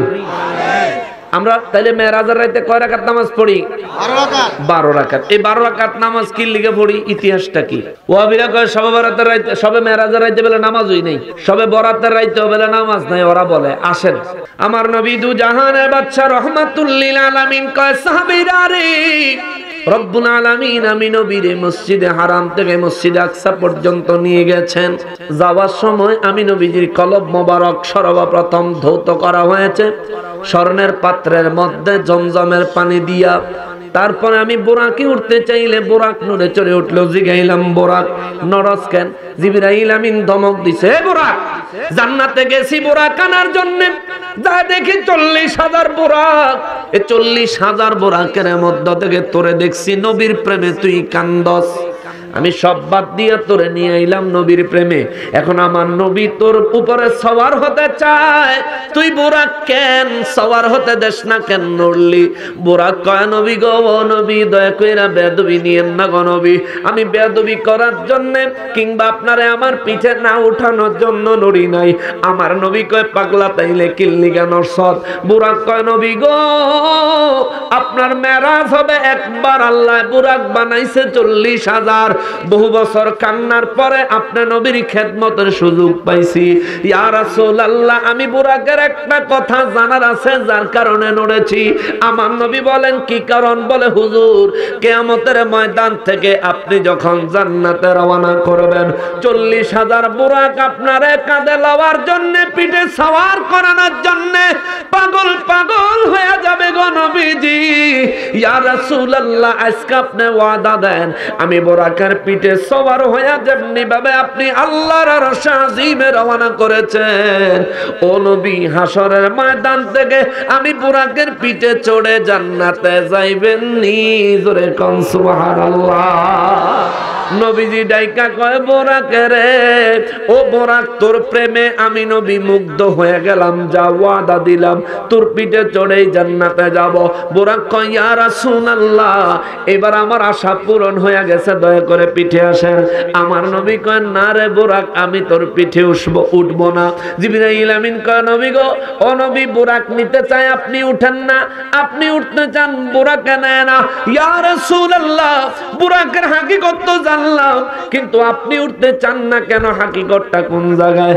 আমার নবী কয় জিবরাইল, আল্লাহরে যায় কবি আমি নবীরে আল্লাহ হাবিব বানাইছে, আল্লাহর প্রিয় বানাইছে, সব থেকে ক্ষমতা দিয়া আল্লাহ আমারে পাঠাইছে আমার সাহায্যের জন্য। আল্লাহর কুদরত থেকে যে কোনো সমাজ, যে কোনো ব্যবস্থা আল্লাহ করেছেন, কিন্তু আমার চিন্তা হলো আমি নবীরে মেরাজে নেওয়ার জন্য আল্লাহ বোরাক পাঠাইলো। 7 আসমান পাড়ি দিয়া, সিদরাতুল মুনতাহা পাড়ি দিয়া, সেখান থেকেও আল্লাহর বাড়িতে নেওয়ার জন্য আল্লাহ আমার জন্য যানবাহন পাঠাইবো। ওরে জিবরাইল, আল্লাহরে জিজ্ঞাসা করো হাসরের ময়দান যেদিন কায়েম হয়ে যাবে, আল্লাহু আকবার, হাসরের ময়দানটা যেদিন কায়েম হয়ে যাবে, মাথার অর্ধ হাত উপরে যখন সূর্য চলে আসবে, সূর্যের তাপে মানুষের মাথার মগজগুলি যখন টকবক টকবক করে, গরম ভাতের পানির মতো যখন ফুটতে থাকবে, গালমুখ চেহারা বায়া বায়া মানুষের মাথার মগজগুলো যখন পড়তে থাকবে, আল্লাহ আমার নবী কয় জিবরাইল রে, আল্লাহরে জিগায়ো সেই দিন ওই কঠিন পরিস্থিতি থেকে আমার উম্মতরে আমার আল্লাহ জাগরে জান্নাত দিব। আমার উম্মত জান্নাতে কি পায়ে হাইটা যাইব না, কেমনে যাইব? আমি নবী চিন্তায় কান্দি। জিবরাইল রে, তুই আল্লাহর কাছে যায়া ক আমি নবী ওই চিন্তায় কান্দি। আল্লাহর কাছে জিবরাইল আমিন যায় খবর কইলে আল্লাহ কয় জিবরাইল, আজকে আমার হাবিবের সাথে আমার মেরাজ হইব, মাঝখানে তোর আর আদান প্রদান নাই, তুই আমার হাবিবের কাছে যাইবি, হাবিবের সফর সঙ্গী হইবি, তোর আর কোনো খবর নিয়ে আসতে হইব না। আল্লাহ সরাসরি কুদরতি ভাবে ডাক দিছে, হাবিব ও হাবিব নবী বলেন আপনার কি আরজি? আমার নবী কয় আল্লাহ মেরাজে যাওয়ার জন্য আমার জন্য আপনি বোরাক পাঠাইছেন, আমার উম্মতের জন্য কি দিবেন কি দিবেন আগে নবীকে বইলা দেন। আল্লাহ কয় হুজুর জানি মেরাজে যাওয়ার সময় উম্মতের জন্য আপনি বায়না ধরবেন, যার কারণে আমি আল্লাহ বুরাক বানানোর সময় একটার জায়গা 40,000 বানাইছি। দুনিয়ায় যারা আপনি নবীর মেরাজের কথা শুনবো, মেরাজের রাইতে ইবাদত করব, মেরাজের দিন যে ব্যক্তি রোজা রাখবো গো নবী ইয়া রাসূলুল্লাহ, নেক আমল কইরা ঈমানের সহিত তারা যদি কবরে আইতে পারে, আমি আল্লাহ ওয়াদা দিলাম, আমি আল্লাহ তাগরে বুরাকে চড়াইয়া হাসরের ময়দান থেকে জান্নাতে পাঠাবো। জোরে কন্না সুবহানাল্লাহ। মেরাজের রাইতে ইবাদত করলে বুরাকে করে জান্নাতে পাঠাইব কে? মেরাজের দিন অর্থাৎ 28 ফেব্রুয়ারির 28 তারিখ দিবাগত রাত হলো মেরাজের রাত। রজব মাসের 26 তারিখ দিবাগত রাত। ওই রাত যদি ইবাদত করেন এবং পরের দিন, যেহেতু ফেব্রুয়ারি মাস 28 মাস, পরের দিন হলো মার্চের 1 তারিখ, এই পহেলা মার্চে যদি রে বাবা আপনারা রোজা রাখেন, আমার নবী বলেন উম্মত আমার মেরাজের রাইতে ইবাদত করবি, মেরাজের দিনে রোজা রাখবি, বোরাকে চড়াইয়া আল্লাহ তোরে জান্নাতে পাঠাইবো। চিৎকার দিয়ে কোন সুবহানাল্লাহ। নবী কয় আমার বায়না পূরণ, উঠো উঠো বোরাকে উঠো। আমার নবী নিজে বোরাকে উঠলেন, বুরাকে করে রওনা দিলেন। জিবরাইল আমিন এক জায়গায় যায় কই ইয়া রাসূলুল্লাহ আপনি অনুমতি দিলে আমরা এই জায়গায় একটু নামতে চাই, অবতরণ করতে চাই। আমার নবী রাহমাতুল লিল আলামিন কয় জিবরাইল রে এই জায়গা কোন জায়গা? জিবরাইল আমিন বলেন ইয়া রাসূলুল্লাহ এই জায়গার নাম ইয়াসরিব। আমার নবীজি ও জায়গায় নামলেন, 2 রাকাত নামাজ আদায় করলেন, শুকরিয়া তার নামাজ। 2 রাকাত নামাজ আদায় করে আল্লাহর কাছে দোয়া করে। নবীজি গায় জিবরাইল এই জায়গায় কেন থামলা, এই জায়গায় কেন নামলা? জিবরাইল আমিন কয় নবী গো নবী, কিছুদিন পরে আল্লাহ যেদিন হুকুম দিব আপনি নবীজি সেই দিন মক্কা মুআজ্জামা থেকে হিজরত করে এই জায়গায়, এই জায়গার নাম এখন হলো ইয়াসরিব। আপনি এই জায়গার মধ্যে আগমন করতে হবে। এই জায়গায় আজকে আপনার কদম মোবারক লাগছে, আল্লাহর কুদরতের দরবার থেকে এই জায়গার নাম ইয়াসরিব রে পাল্টায়া এই জায়গার নাম হয়ে গেছে মদিনা। আপনি নূরের নবী কদম মোবারক, নুরানি কদম মোবারক রাখার কারণে আল্লাহ এই ইয়াসরিবের নাম বানাইছে মদিনাতুল মুনাওয়ারা। জোরে পড়েন সুবহানাল্লাহ। মদিনা মুনাওয়ারা শব্দের অর্থ জানেননি? আরবি শব্দ। মদিনা অর্থ শহর, মুনাওয়ার মানে নূরের শহর। আল্লাহু আকবার। মদিনা শরীফে নবীজি কদম মোবারক রাখলেন, মদিনা নূর, ইয়াসরিব নূরের শহর, মদিনা মুনাওয়ারা হয়ে গেল। পাহাড়ের গুহায় নূর নবীজি কদম মোবারক রাখলেন। গারে সুর পাহাড়ের মধ্যে নবীজির কদম মোবারক রাখার কারণে ওই পাহাড়ের নাম হয়ে গেল জাবালে নূর। দেখেন নবীর 2 কন্যা বিবাহ করেন। উসমান জিন নূরাইন রাদিয়াল্লাহু তাআলা আনহু, উসমান রাদিয়াল্লাহু হয়ে গেলেন জিন নূরাইন, 2 নূরের অধিকারী। নবীর কন্যারাও নূর। সিদ্ধান্ত কার? আল্লাহ। জোরে বলেন কার? আল্লাহ। নবীর কন্যা যদি নূর হয়, আমার নবী কি মাটি? মাটি মাটি। আমার নবীর যারা নূর মানে না তারাই মেরাজ মানে না, ঠিক কিনা? আমার নবীজির ইলমে গায়েব যারা মানে না তারাই নবীর মেরাজ মানে না, ঠিক কিনা বলেন? কেন মেরাজ মানে না? কারণ মেরাজ মানলে নবী নূর প্রমাণ হইব। মেরাজ মানলে নবীর কাছে ইলমে গায়েবের খবর আছে, ইলমে গায়েবের খবর দেনেওয়ালা আমার নূর নবী তা প্রমাণ হইয়া যাইব। যার কারণে বেয়াদবরা মেরাজকে অস্বীকার করা শুরু করছে, মসজিদে তালা দেওয়া শুরু করছে। লাভ নাই, লাভ নাই, লাভ নাই, লাভ নাই। মসজিদে তালা দিতে পারবা, কোরআনের দোকানে আগুন দিতে পারবা, কিন্তু হক কথা, আল্লাহর সত্য কথা পৃথিবীর থেকে বিদায় করে মিটাইয়া দিতে পারবা না, ঠিক কিনা বলে? কারণ ইসলাম হেফাজতের দায়িত্ব নিয়েছেন কে? কোরআন হেফাজতের দায়িত্ব নিয়েছেন কে? আমার নবীর ইজ্জত রক্ষা করার দায়িত্ব নিয়েছেন কে? এজন্য ইসলামে যারা আঘাত করে তাদেরকে দেশ থেকে তাড়িয়ে দেয় কে? দিছে না? দিছে না? কয়দিন আগে টাক্কু মুড়ির ধারে টাকলারে কি যে একটা কিক দিল, অর্ধেক মন্ত্রী আছিল হেডও খাইল। আল্লাহ কয় ইসলাম আঘাত করবি, একটা কিক দিয়া মন্ত্রী পরিষদ হতে বার করে দিস। হ্যানতে বাইরে গেছে চিটাগাং একটু হোটেলে মোটেলে থাকবো, হেন যায় দেখে পরিস্থিতি ভালো না, রাইতে দূর দিস। আইসা ঢাকাইয়া দেখে ঘরের অবস্থা ভালো না, চিন্তা করে দেশ হইয়া থাউন যাইত। গেছে বাইরে, আল্লাহ কয় দিলাম প্রথম মন্ত্রী পরিষদের থেকে কিক দিয়া ঢাকা বাসাত, বাসাত তানে কিক দিছি চিটাগাং, চিটাগাং আরেক কিক দিছি বাসাত, হেন আরেক কিক এয়ারপোর্ট, হেন আরেক কিক কোথায়? কানাডা, কানাডার তেনে আরেকটা কিক দিছে দুবাই, দুবাই তেনে আরেক কিক দিছে সোজা আবার বাংলাদেশ। হেনতে আইয়া গেছে বউয়ের কাছে, বউ মামলা করে দিছে, এখন দৌড়াদৌড়ির ভিত্তি আছে। ঠিক কিনা বলে? ইসলামে আঘাত করবি, নবীর শানে আঘাত করবি, তোদের অস্তিত্ব নষ্ট করে দিবি আমার আল্লাহ। ঠিক কিনা বলে?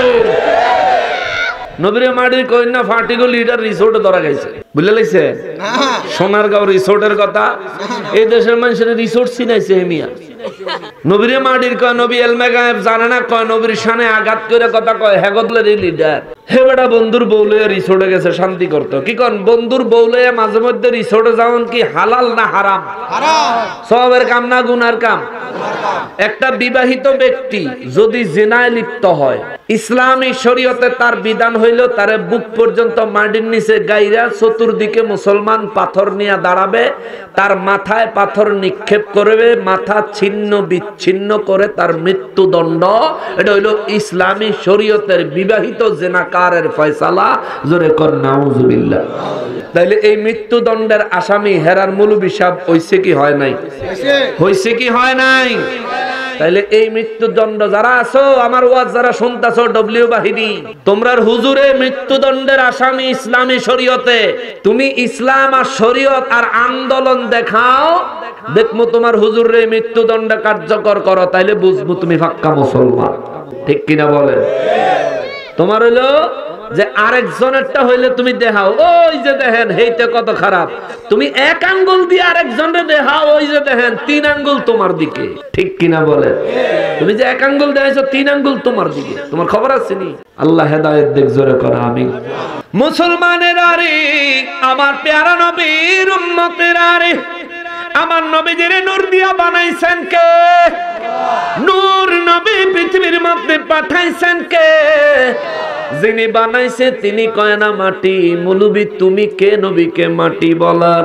আল্লাহ নবীরে কয় কদ জাআকুম মিনাল্লাহি নূর, আমি আল্লাহর পক্ষ থেকে তোমাদের মাঝে মাটি আসে নাই, মাটির বস্তা আসে নাই, সাধারণ মানুষ আসে নাই, আমার পক্ষ থেকে তোমাদের মাঝে নূর আসছে, নূর আসছে, নূর আসছে। ওয়া কিতাবুম মুবিন, তিনি খালি হাতে আসে নাই, একেবারে শূন্য হাতে আসে নাই, তিনি আসার সময় সুস্পষ্ট কিতাব কোরআনুল কারীম সাথে নিয়া দুনিয়ায় আগমন করেছে। চিৎকার দিয়ে পড়েন সুবহানাল্লাহ। মুসলমানের আরে অনেক দীর্ঘ সময় হয়ে গেছে, আপনাকে কষ্ট হইতাছে? 2 ঘন্টার কাছাকাছি টাইম হয়ে গেছে, কষ্ট হইতাছে? কষ্ট হলে আমার সিগন্যাল দিবেন, তুই দিব হুজুর বাবা আছে। আচ্ছা আচ্ছা, মাশাআল্লাহ মাশাআল্লাহ। বল মেরাজের কথা, আজকে মেরাজ তো শুরু করছি, অন্তত আল্লাহর বাড়ি পর্যন্ত নিয়ে হার পরে না তুইটা, ঠিক না? অনেক সময় লাগবে, অনেক দেরি হইব, আপনাকে কষ্ট হলে তুই দিই হবে। কিন্তু শুরু মাত্র বোরাকে সওয়ার হইছেন নবী, বোরাকে সওয়ার হইয়া মাত্র রওনা দিয়া মদিনা শরীফ গেছে। কই গেছে? তখন এটার নাম ছিল কি? কি নাম ছিল?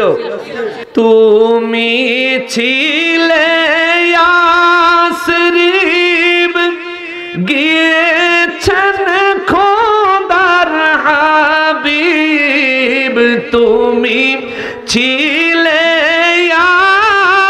ইয়াসরিব, গিয়েছেন খোদার হাবিব। তোমার নসিব খুলে গেল রে আমার নবীজির কদমে রে। তোমার নসিব খুলে গেল রে আমার নবীজির চরণে রে। আমার নবীর কারণে, আমার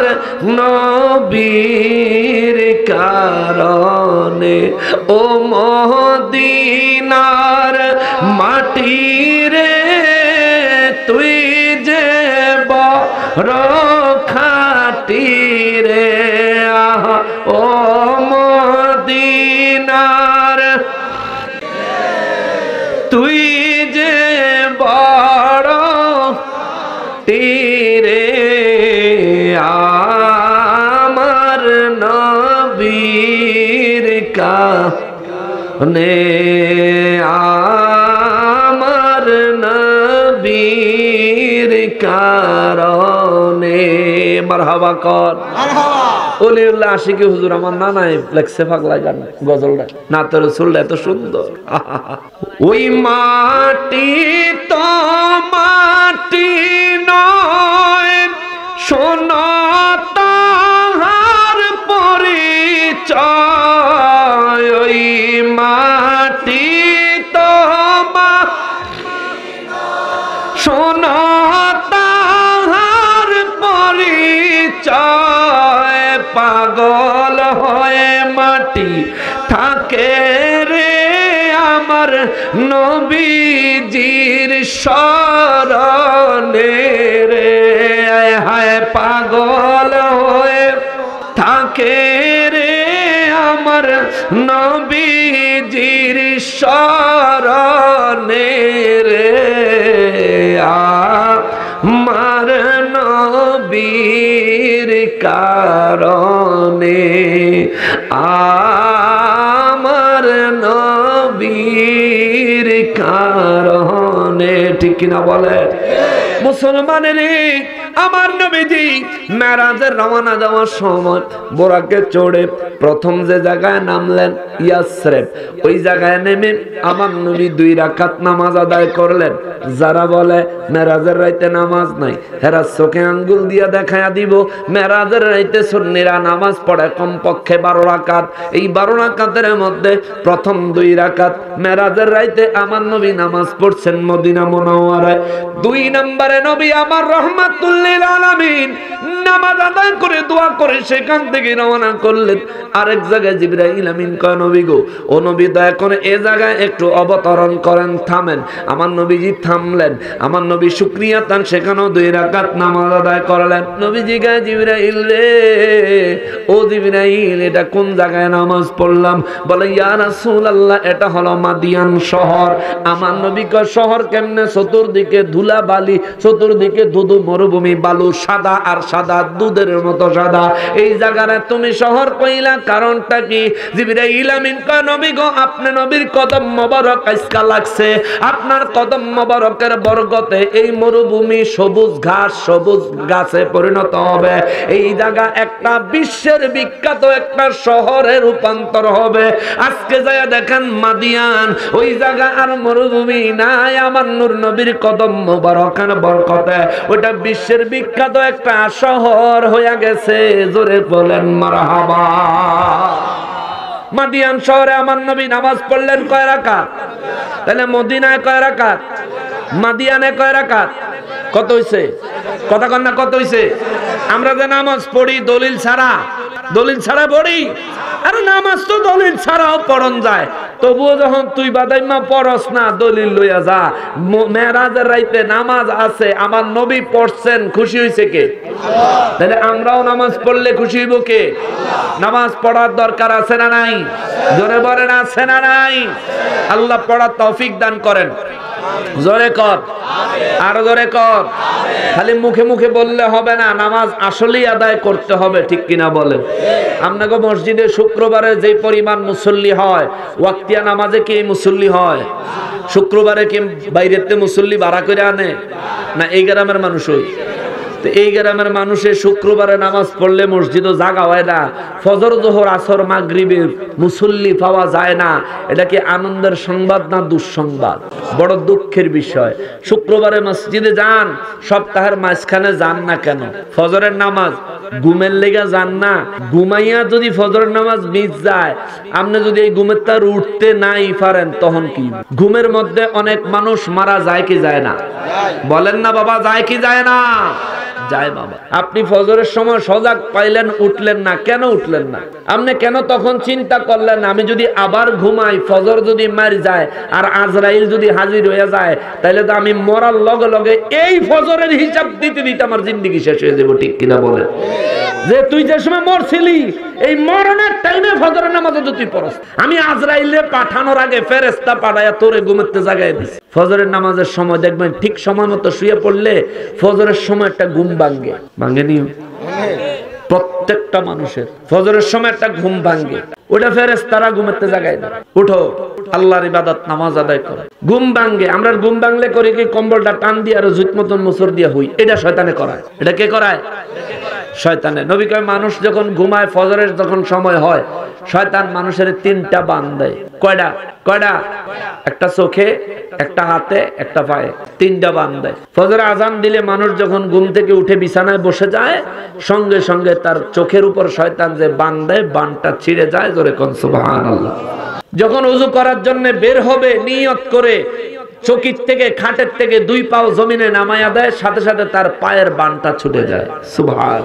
ওযু করার সময়, ওযু করার জন্য যখন প্রথমেই তার হাতটা বাড়ায়া দেয় কবজি পর্যন্ত ধোয়ার জন্য, সাথে সাথে তার হাতের বানও ছুটে যায়। দেখবেন ফজরের সময় ঘুমেতে উঠলে ওযু করণ পর্যন্তই যত কষ্ট, ওযুটা করে লাইলে আর কোনো কষ্ট, আর কোনো আলসামিও লাগে না, কষ্ট লাগে না। ওযুটা সাইরে লাইলেই মসজিদে গিয়ে নামাজটা পড়া পরে দেখবেন স্পেশাল এক্সট্রা একটা ভালো লাগে। নামাজ মনে করছেন আপনি 10টা পর্যন্ত ঘুমাইবেন, ফজরের নামাজটা পড়া দেখেন আপনারা শুইতে মন চাইতো না, যে হুরু নামাজ পড়লে যা সুমুখী আরতে আরতে যাই, একটু দোয়ানো যায়, একটু চাটা খাইয়াই, বাবার যাই, অন্য সবাইরে ডাক দেই। আর ফজরের নামাজের পরে দেখবেন একটা বাতাস বয়। আমার নবী বলছেন এটা সরাসরি জান্নাত থেকে ছাড়া হয়। সুবহানাল্লাহ। সরাসরি জান্নাত থেকে জমিনে ফজরের ওয়াক্তটা শেষ হলে একটা বাতাস ছাড়ে। কে ছাড়ে? এই বাতাস যার শরীরে লাগে, ওর শরীর থেকে এই বাতাসের সাথে হাজার হাজার রোগ বিমার বের হয়ে যায়। জোরে কর না সুবহানাল্লাহ। আর এই সময় আমরা ঘুমাইয়া থাকি। আমার যুবক ভাই, মুসলমান ভাই, তুমি কও হুজুর অনেক আয়া দোয়া চাই, হুজুর একটু দোয়া করেন, আমার পড়ালে মনে থাকে না। সূর্য উঠার সময় যে ব্যক্তি ঘুমায়, সূর্য ডুবার সময় যে ব্যক্তি ঘুমায়, এ ব্যক্তির স্মরণ শক্তি আস্তে আস্তে শেষ হয়ে যায়, দুর্বল হয়ে যায়। তো আমার বাজান, তুমি যেন কও তোমার স্মরণ শক্তি ফিরত আইতো, তো তুমি তো সকালে সূর্য উঠানোর সময় ডেলি হুতা তুই থাও, তাহলে তোমার রুটিন হবে ফজরের নামাজের জামাতে চলে যাবে, নামাজ আদায় করবে। জোরের সময় কাজকর্ম যত কিছুই থাক, আপনি জমিনে আছেন, খেতে আছেন, গামছাটা বিছাইয়া নামাজে দাঁড়ায় যায়। ক্ষেতের ফসল অর্ধেক বানাইয়া মইরা গেলে ফসল কিনলিগে পুরা বানাইলেন না, এই হিসাব দেওয়ান লাগতো না। কিন্তু নামাজ থুইয়া, নামাজ কাজা কইরা, নামাজ না পড়া যদি মইরা যান, তাহলে এইটার হিসাব দেওয়া লাগবো। আমার নবী বলেন আউয়ালু মা ইউহাসাবু বিহিল আবদু ইয়াউমাল কিয়ামাতিস সালাহ। কিয়ামতের ময়দানে আমার উম্মতের প্রথমে আল্লাহ দইরা জিগাইবে, এই তোর নামাজের খবর কি? জোরে কর না আল্লাহু আকবার। বাজান, এই নামাজের হিসাবটা সর্বপ্রথম আমাদের ধরব কে ধরব? এই নামাজের হিসাবটা দিতে পারবেন কাটায় কাটায়? একটু হাত তুলে দেখেন, পারবেন? আপনারা কি? আমি তো তুলে যেতাম না। লজ্জার কিছু নাই, মিথ্যা বলার কিছু নাই। আমি হাত তুলতে পারবো যে আমি হিসাব দিতে পারবো, এটা কই আমি হাত তুলতে পারবো না। আমি যে প্রতিদিন দিনের কাজে থাকি, আমাদের তো নামাজ বাধ্য হয়েও পড়তে হয়। নামাজ তো এমনি পড়ি হই, যদি একবার গ্যাপ দিব চিন্তা করি, বাধ্য হয়েও পড়ন লাগে, ছাড়ার কোনো সুযোগ। অনেক সময় শয়তানে ধরলে চিন্তা করি পড়তাম না, আবার চিন্তা করি হ্যাঁ আল্লাহর দরবারে তো দোষী হমু, মানুষে কি করবো, হুজুরে নামাজ পড়বো, মানুষে কি করবো, এটাও চিন্তা করি। বাবারে, আজকে যদি আমার মওত হয়, কালকে যদি কিয়ামত হয়, কিয়ামতের ময়দানে নামাজের হিসাবটা আমার কাছে আল্লাহ সর্বপ্রথম চাইলে, আমি যদি হিসাব দিতে না পারি, তাইলে আমি আসামি, গ্রেফতার হয়ে যাব, আপনিও আসামি হয়ে যাবেন। দুনিয়া সাজাইতেছেন কার লাগিয়া? দুনিয়া কার জন্য সাজাবেন? নিজের লাগিয়া তো কিছু করেন। সম্পদ করতেছেন, এটা তো আপনার না বাবা। সুন্দর বাড়ি করতেছেন, এটা তো আপনার না।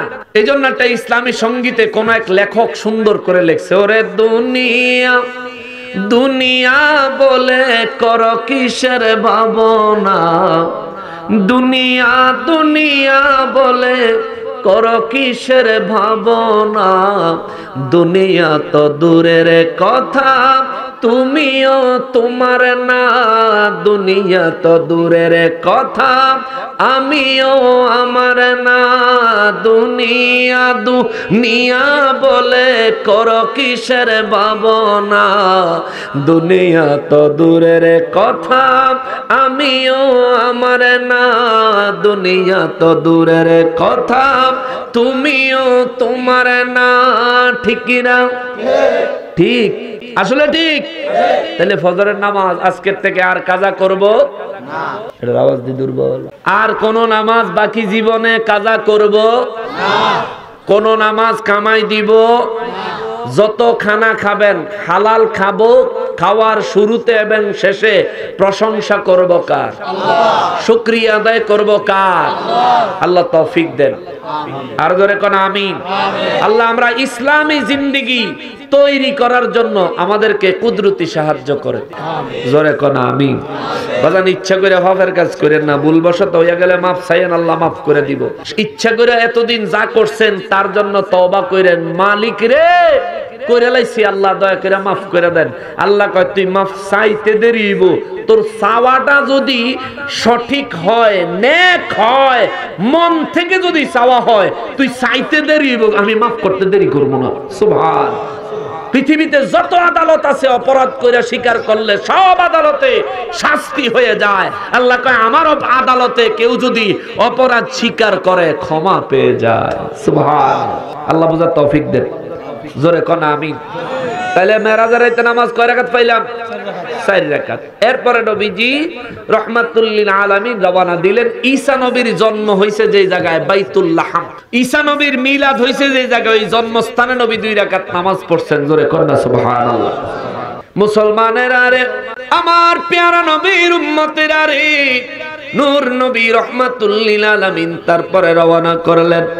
আমার দয়াল নবীজি মুসা নবীর মাজার শরীফে গেলেন, সেখানে যায় 2 রাকাত নামাজ আমার নবী আদায় করলেন। তাহলে 4 দুগুণে কত? 4 দুগুণে কত? 4 দুগুণে কত? মুসলমানের ইব্রাহিম নবীর মাজার শরীফে আমার নবীজি 2 রাকাত নামাজ আদায় করলেন। তাহলে 5 দুগুণে মসজিদে আকসায় যায় 2 রাকাত নামাজের ইমামতি করলেন। 6 দুগুণে 6 দুগুণে এই 12 রাকাত নামাজ আমরা পড়ি। এই 12 রাকাত নামাজ মেরাজের রাতে আমরা পড়ি, না পড়লে গুনাহ হইতো না, কিন্তু পড়লে অনেক সওয়াব আছে। খুশি হইব কে? আল্লাহ। কে খুশি হইব? অতএব মেরাজের রাতে নামাজ পড়ব, আল্লাহ কবুল করেন। জোরে কোন আমিন। আরো জোরে পড়েন আমিন। মুসলমান রে, আমার পেয়ারা নবী রাহমাতুল লিল আলামিন কয়, শোনো শোনো শোনো, আমি নবী যখন মসজিদে আকসার কাছাকাছি, তখন হঠাৎ করে দেখি, আমি উপর থেকে নিচের দিকে তাকায় দেখি একটা বুড়ি মহিলা আমারে ডাকে। একটা বুড়ি মহিলা আমারে ডাকলো, ইয়া রাসূলুল্লাহ আমার কাছে তাশরীফ আনেন। আমি জিবরাইল রে কইলাম, জিবরাইল এই বুড়িকে? জিবরাইল আমিন কয়, হুজুর বেয়াদবি নিয়েন না, সাড়া দিয়েন না, সামনে চলেন। আমার নবীজি বলেন, আমি সামনে চললাম। হঠাৎ করে নিচের দিকে তাকায় দেখি আর একটা বৃদ্ধ বুড়া লোক, পুরুষ বুড়া মানুষ। এই লোকটা আমারে ডাক দিল, ইয়া রাসূলুল্লাহ দয়া করে আমার কাছে তাশরীফ আনেন। আমি জিগাইলাম, জিবরাইল এই ডাকে? জিবরাইল কয়, হুজুর ইয়া রাসূলুল্লাহ দয়া করে ওদিকে যাবেন না, আপনি সামনে চলেন। নবী গো ওদিকে তাকায়েন না, সামনে চলেন। আমার নবী সামনে চললেন। হঠাৎ করে নবী কয়, 3 জন ব্যক্তি দেখলাম। একজন ব্যক্তি আমারে কয় আসসালামু আলাইকা ইয়া আউয়ালু, আরেকজন কয় আসসালামু আলাইকা ইয়া আখিরু, আরেকজন কয় আসসালামু আলাইকা ইয়া হাশিরু। চিৎকার দিয়া কোন সুবহানাল্লাহ।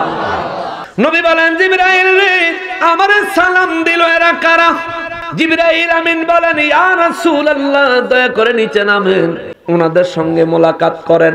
আমার নবীজি সহ নিচে নামলেন। নবীজি মোলাকাত করলে কয়, জিবরাইল তারা কারা? জিবরাইল আমিন কয়, হুজুর একজন মুসা নবী, আরেকজন ইব্রাহিম নবী, আরেকজন ঈসা নবী। সুবহানাল্লাহ। কয়জন? মাটির নিচে না জমিনের উপরে? জমিনের নিচে না উপরে? কিন্তু হেরা ইন্তেকাল করছে হাজার হাজার বছর আগে, ঠিক কিনা? মেরাজের রাইতে জমিনের উপরে তিনজন দাঁড়ায়া আমার নবীর একজন কয় আসসালামু আলাইকা ইয়া আউয়ালু, আর একজন কয় আসসালামু আলাইকা ইয়া আখিরু, আর একজন কয় আসসালামু আলাইকা ইয়া হাশিরু। আমার নবী রাহমাতুল লিল আলামিন তাদের সাথে দেখা কইরা রওনা করলেন। সামনে যায়া মুসা নবীর মাজার শরীফে নবী জিয়ারত করলেন। নবী কয় মুসা নবীর এই মাত্র দেখাইলাম আমার রাস্তার দাঁড়ায় সালাম দেয়।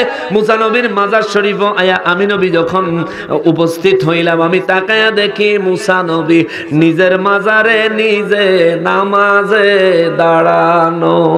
সুবহানাল্লাহ। দেখাইছি রাস্তার আয়া দেখি মাজারে। ও বাবা, এখান থেকে মাসআলা বুঝে নেন, যাওয়ার পথে হোক চলার পথে হোক আল্লাহর ওলিদের দরবার পড়লে জিয়ারত করা বিদআত নয়, জিয়ারত করা আমার নবীজির সরাসরি সুন্নাত ইবাদত। কথা বলেন ঠিক কিনা? আল্লাহর ওলিদের দরবারে যাওয়ার জন্য যখন আমরা চিন্তা করি, বিভিন্ন রকমের আলেমরা বিভিন্ন ফতোয়া দিয়া ও মুসলমান আমাদের মন মানসিকতা নষ্ট করে দিতে চায়। অথচ আমার আল্লাহ কয় ওলির দরবারে যাবি কেন গো আল্লাহ? আল্লাহ কয় ইন্না রাহমাতাল্লাহি করিবুম মিনাল মুহসিনিন। আমি আল্লাহর রহমত আমার হাবিবের কাছে দেই, আমার হাবিবের দপ্তর থেকে ওলিদের কাছে যায়। তোমার যদি রহমতের দরকার হয় ওলিদের কাছে যাইও, ওলিদের দরবারে যাইও, যায়া আমি আল্লাহর কাছে নিজেকে আত্মসমর্পণ কইরা দিও। ওই ওলি আল্লাহর খাতিরে আমি আল্লাহ তোমার রহমত বরকত দিয়া তোমার দুনিয়া আখেরাত ধন্য করে দিব। জোরে কোন সুবহানাল্লাহ। এর লাগেই তো আশেকে রাসূলের আশেকে ওলিরা লেখছে কেউ ফিরে না খালি হাতে, খাজা তোমার দরবারে। কালকে ভাবে কবে আমি গান কইয়া গেছি। আরে বেকুব, এটা গান হইছে পরে, শান হইছে আগে, ঠিক কিনা বলে? এটা যে বেচারা লেখছে হে বেচারা তো গান গাওয়ানোর লেগে লেহে নাই, হে বেচারা লেখছে খাজা বাবার শান ও মান। কথা বলেন ঠিক কিনা?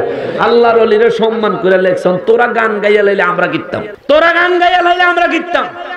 আমার নবীর নাতে রাসূল আলা হযরতে লেখছে, ওই নাতে রাসূলের হিন্দি সিনেমার ভিতরে গান হিসেবে ও ঢুকাইছে। কি একটা সিনেমা জানি, একটা ইসলামিক সিন ছিল, মাজার শরীফের ওলি আল্লাহদের সিন।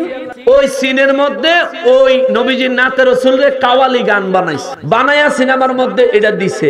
তো এখন বলেন ওই সিনেমার মধ্যে নবীর নাতে রাসূল দেওয়াতে এই নাতে রাসূল গাওয়া কি নাজায়েজ হয়ে গেছে? আমরা গাইবো ইসলামী শরীয়ত মোতাবেক, ওরা অপব্যবহার করছে, ওদের পাপের শাস্তি ওরা পাবে, ঠিক কিনা বলে? সেই জন্য নাতে রাসূলের নাতে রাসূলই বলবা, এটারে গান টান বলে। ওলি আল্লাহর শানকে শানে আউলিয়াই বলবা, এটারে গান বাজনা বিভিন্ন উল্টাপাল্টা কথাবার্তা বলে সুন্নিয়তকে খাটো করার চেষ্টা করবা না। কেননা সুন্নিরা জিকির করে, শান গায়, হামদ পড়ে, নাতে রাসূল পড়ে, কিন্তু ফিরেরে গুতা দিয়া লইয়া হইয়া পড়ে না, ঠিক কিনা বলে? ফিরেরে এক ফিরেরে দেখছি জিকির করার সময় গুতা দিয়া লইয়া হইয়া পড়ে, দেখছেন নি আপনারা? এই ফলাফল আমার ইয়াং শুধু ভাইরা দেখছি ইউটিউবের ফেসবুকের মধ্যে। আরে কি অবস্থা! আয়ে হায়, হেবেটার এলাকার নাম বলা আবার উজানি হইছে, উজানি। আয়ে হায়, হেবেটার মুরিদান গবিতে জিগিরের টান দিলে এশক উজাইয়া উড়ে, উজানি ঠেলায় ফিসে ফিরেরে গুতা দিয়া লইয়া হইয়া পড়ে। ফিরেরে ডাইকা ফিরেরে তুই জিকির করবি না, তুই জিকির এডি বেলে মুরিদ। হ্যাঁ, আজকে মাহফিলের বিশ্ববের কাছে আইয়া যদি এরকম মেশ কথা হইতো একটা লাথি দিয়ে দরবার দেবার করে দিত। ফাজিল কোরআনের জিকির ভদ্রভাবে কর, ফাগলামি করবি কর। আরে পাগল তো মালিক ছিলি, ঠিক কিনা বলে? পশু তো মালিক ছিলি। তুমি বায়াত হইবা যে পীরের কাছে, তুমি তো নিজের ওই পীরের কাছে বিক্রি করে দিছো। ওই পীর তোমার ক্রেতা, তুমি কর্মী, তোমার পীর হইল মুনিব, তুমি গোলাম, তিনি মুনিব। অতএব তোমার মুরিদের তুমি তুই করে কইবা, বেয়াদবি করবা, আর আল্লাহর দরবার তোমার শানে কার উপরের দিকে উঠতে যাবে, এই বেয়াদবি কাটাই গেছে তোমার। এগুলি করার কোন সুযোগ ইসলামে আছে? আল্লাহর ওলিদেরকে সম্মানের চোখে দেখতে হবে। জিকিরে ঠেলায় অত ফাগলামি হেরার হয়। কোন সাহাবীর জীবনে শুনলাম না জিকির করে বাস ভাইয়া বাসের উপর উঠে গেছে। আমি কোরআন হাদিস কত খুঁজলাম, পাইলাম না। হেরা বাস ওমা গোমা কি ট্রেনিং, কিচ্ছু লাগে না, ডাইরেক্ট বাস ভাইয়া উপর উঠে যাবে। আমনে এলাকার যারা গাছ গোছ কাটে না, হেরারও যদি কোন বাসটা ভাইয়া উপর উঠে দেখা খবর হয়ে যাবে। ঠিক নিও বাজান, এরকম সিহন বাসটা বাইয়া কেন হেতারা যে কেমনে করে? বুড়া বুড়া মানুষ বাসের উপরে উপরে ফাও দিয়া নিচে আবার মাথা দিয়া ঝুলে। আরেকজনে দেখছি ফাল দিয়ে আরেকজনে গাঢ় করছে, পিছেরটা আরেকজনে টাইনা ধরছে আর হেতারে কিলাইতেছে। আরেক বক্তারে দেখছি মাইক সরাইয়া বক্তারে ঘুষাইতেছে, এটা বলে এশক। এটা যদি সুন্নিরা করত, সুন্নিরা তো কিছু করে না, হেরেই কত দোষ, যত দোষ নন্দ ঘোষ। আর যদি এসব হইতো, আল্লাহ এই সমস্ত ইসলাম পরিপন্থী বেয়াদবি থেকে সুন্নিয়তকে, সুন্নি মুসলমানকে হেফাজত করেন। জোরে কোন আমিন। বাজান দীর্ঘ সময় হয়ে গেছে, সংক্ষেপে বলি। আমার নবীজির মেরাজ মসজিদে আকসা পর্যন্ত বললাম। মুসা নবীর মাজার শরীফে নবী নামাজ আদায় করলেন, সেখানে মুসা নবীর সঙ্গে মোলাকাত হলো। মসজিদে আকসায় গিয়া আমার নবীজি ইমামতি করছেন, জিবরাইল আমিন ইকামত দিছেন। সমস্ত নবীর এবং জিবরাইল আমিন আমার নবীর পিছনে ইক্তেদা করছেন, 2 রাকাত নামাজ আদায় করছেন। সেখান থেকে রওনা দিয়েছেন প্রথম আসমানে, দ্বিতীয়, তৃতীয়, চতুর্থ, পঞ্চম, ষষ্ঠ, সপ্তম আসমান পার হইয়া সিদরাতুল মুনতাহার উপরে যায়া পার হইয়া আমার নবী রহমাতুল্লিল আলামিনের জিবরাইল আমিন কয়, ইয়া রাসূলুল্লাহ দয়া করে একটু থামেন। আমার নবী বলেন, কেন? বলে, হুজুর আমার ক্ষমতা শেষ, আর এটা আমার লাস্ট বর্ডার, আমি এর ভিতরে যাইতে পারতাম না, গেলে আমি শেষ। নবী বলেন, কেন? বলে, হুজুর ওখানে আমি গেলে জ্বলে ছাই হয়ে যাবে, আমার ছাইও খুঁজে পাওয়া যেত না। আমার নবী বলেন, তুমি ছাই হয়ে যাবে, আমি যাবো কেমনে? বলে, ইয়া রাসূলুল্লাহ, ও দয়াল নবীজি, আমি হইলাম আপনার নূর মোবারকের পসিনা মোবারক, এই জন্য আমি যাইতে পারবো না, কিন্তু আপনি হচ্ছেন ওই নূর যেই নূর মোবারক দিয়া পরবর্তী নূরের জগৎগুলো আল্লাহ বানাইছে। সুবহানাল্লাহ। আপনি যাইতে পারবেন, আমি পারতাম না। আপনারা হয়তো মনে মনে ভাববেন, হুজুর জিবরাইল নূরের, জিবরাইল পারে না, নবী আবার কেমন নূর, নবী আবার কেমনে পারে? ও বাবা, আপনাদের এখানে যে বাতি জ্বলতেছে এগুলি কিসের জ্বলে? কিসে জ্বলে? কারেন্ট, ইংরেজি, বাংলা হলো বিদ্যুৎ। কেমন? এটা কিসে জ্বলে? বিদ্যুতে। বাবা, এই এই এই তারের ভিতরে কি আছে? বিদ্যুৎ আছে, কারেন্ট আছে। এই কারেন্টে লাইট জ্বলে। আচ্ছা, এই যে আপনার ইয়ে আছে না, কারেন্টের খাম্বা আছে নি? কারেন্টের খাম্বা আছে। এই খাম্বার যে তার আছে, এই তারের মধ্যে কারেন্ট আছে না নাই? কথা কয় না, আছে না নাই? ওই তারও যদি এই লাইটের লাইন লাগায়া, এই তার যদি ওই তারও লাগাইয়া দেয়, লাইটটা কি জ্বলবো না বাস্ট হয়ে দিব? কথা কয় না, জ্বলবো না বাস্ট হয়ে দিব? তাহলে ওই খাম্বার লাইনের তারে, ওই খাম্বার লাইনের কারেন্টেই তো এখন এই লাইটটা জ্বলে, নাকি না অন্য লাইন? ওই খাম্বার লাইন, এই লাইটটা জ্বলে। এই লাইটটারে যদি আবার ওই খাম্বার ডাইরেক্ট লাইনে লাগায়া দেয়, তাহলে জ্বলবো না বাস্ট হইব? কেন? এই তো লাইন হইছে কেন? ওটাতে পাওয়ার বেশি, খাম্বার তারে পাওয়ার বেশি। ওই তারের পাওয়ারের লোড নেওয়ার মতন ক্ষমতা এই লাইটে নাই, যার কারণে ওখানেও কারেন্ট, এখানেও কারেন্ট। এই লাইটে তার সীমানা 250 ভোল্ট, 240 থেকে 250 ভোল্ট, এর উপরে গেলেই বাস্ট হয়ে যাইব। তাইলে এই লাইট 240 থেকে 50 ভোল্ট, এই খাম্বার কারেন্টের ভোল্টেজেই জ্বলে। আবার খাম্বাত লাগাইয়া দিলে বাস্ট হয়ে যায়। এতে বোঝা যায় এর একটা ধারণ ক্ষমতা আছে। জিবরাইল আমিনের আল্লাহ নূর দিয়া বানাইছে, ওই নূরের একটা ধারণ ক্ষমতা আছে। ওই ধারণ ক্ষমতার পাওয়ার ওই নূরের জগতের নূরের পাওয়ার ধারণ করার মতন ক্ষমতা নাই, যার কারণে জিবরাইল আমিন কয়, হুজুর এটা আমার লাস্ট বর্ডার, আমি যাইতে পারতাম না। নবী কয়, তাই নাকি? কহ। তো নবীজি বলেন, তাইলে বোরাক যাইব নাকি? বলে, ইয়া রাসূলুল্লাহ না, বোরাকও যাইতে পারতো না, বোরাক গেল শেষ। আমার নবী কয়, তাইলে কেমনে? বলে, হুজুর আপনার জন্য আল্লাহ আরেকটা যানবাহন পাঠাইছে, রফ রফ। জোরে কোন সুবহানাল্লাহ। কি পাঠাইছে? রফ রফ। রফ রফের গতি কত? আপনারা লাইট মারেন না, টর্চ লাইট? এখান থেকে যদি টর্চ লাইট মারি, তাহলে ওই রাস্তা পর্যন্ত যাইতে টর্চ লাইটের আলোটা কয় মিনিট সময় লাগবে? 1 সেকেন্ড লাগবে? 1 সেকেন্ড লাগতো না। আমরা যে টর্চ লাইট মারি, লাইটের আলোটা যে যায়, এটার কয় আলোর গতি। এই আলোর গতি প্রতি সেকেন্ডে 1,60,000 মাইল যাইতে পারে। সুবহানাল্লাহ।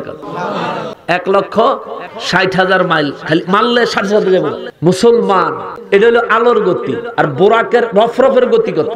নবীজি বলেন, সাহাবীরা, এই গোটা সৃষ্টিটারে যদি আমি একটা খাল ধরি, খাল, খাল চিনেন? ড্রেন, ড্রেন, ইরি ক্ষেতে ড্রেন আছে না? আপনার জমিতে ফসল হয় না, জমিতে পানি দেয় না, এই ড্রেন দিয়া মনে করেন আপনি একটা ড্রেনের দুই পাশে দুই পাও দিয়ে দাঁড়াইছেন, এই পারের থেকে একটা বাচ্চা এই পারে পার করবেন, হাত দিয়ে দইরা এই পারের থেকে এই পারে রাখতে মাঝখানে কয় মিনিট সময় লাগবে? 1 মিনিট লাগবে?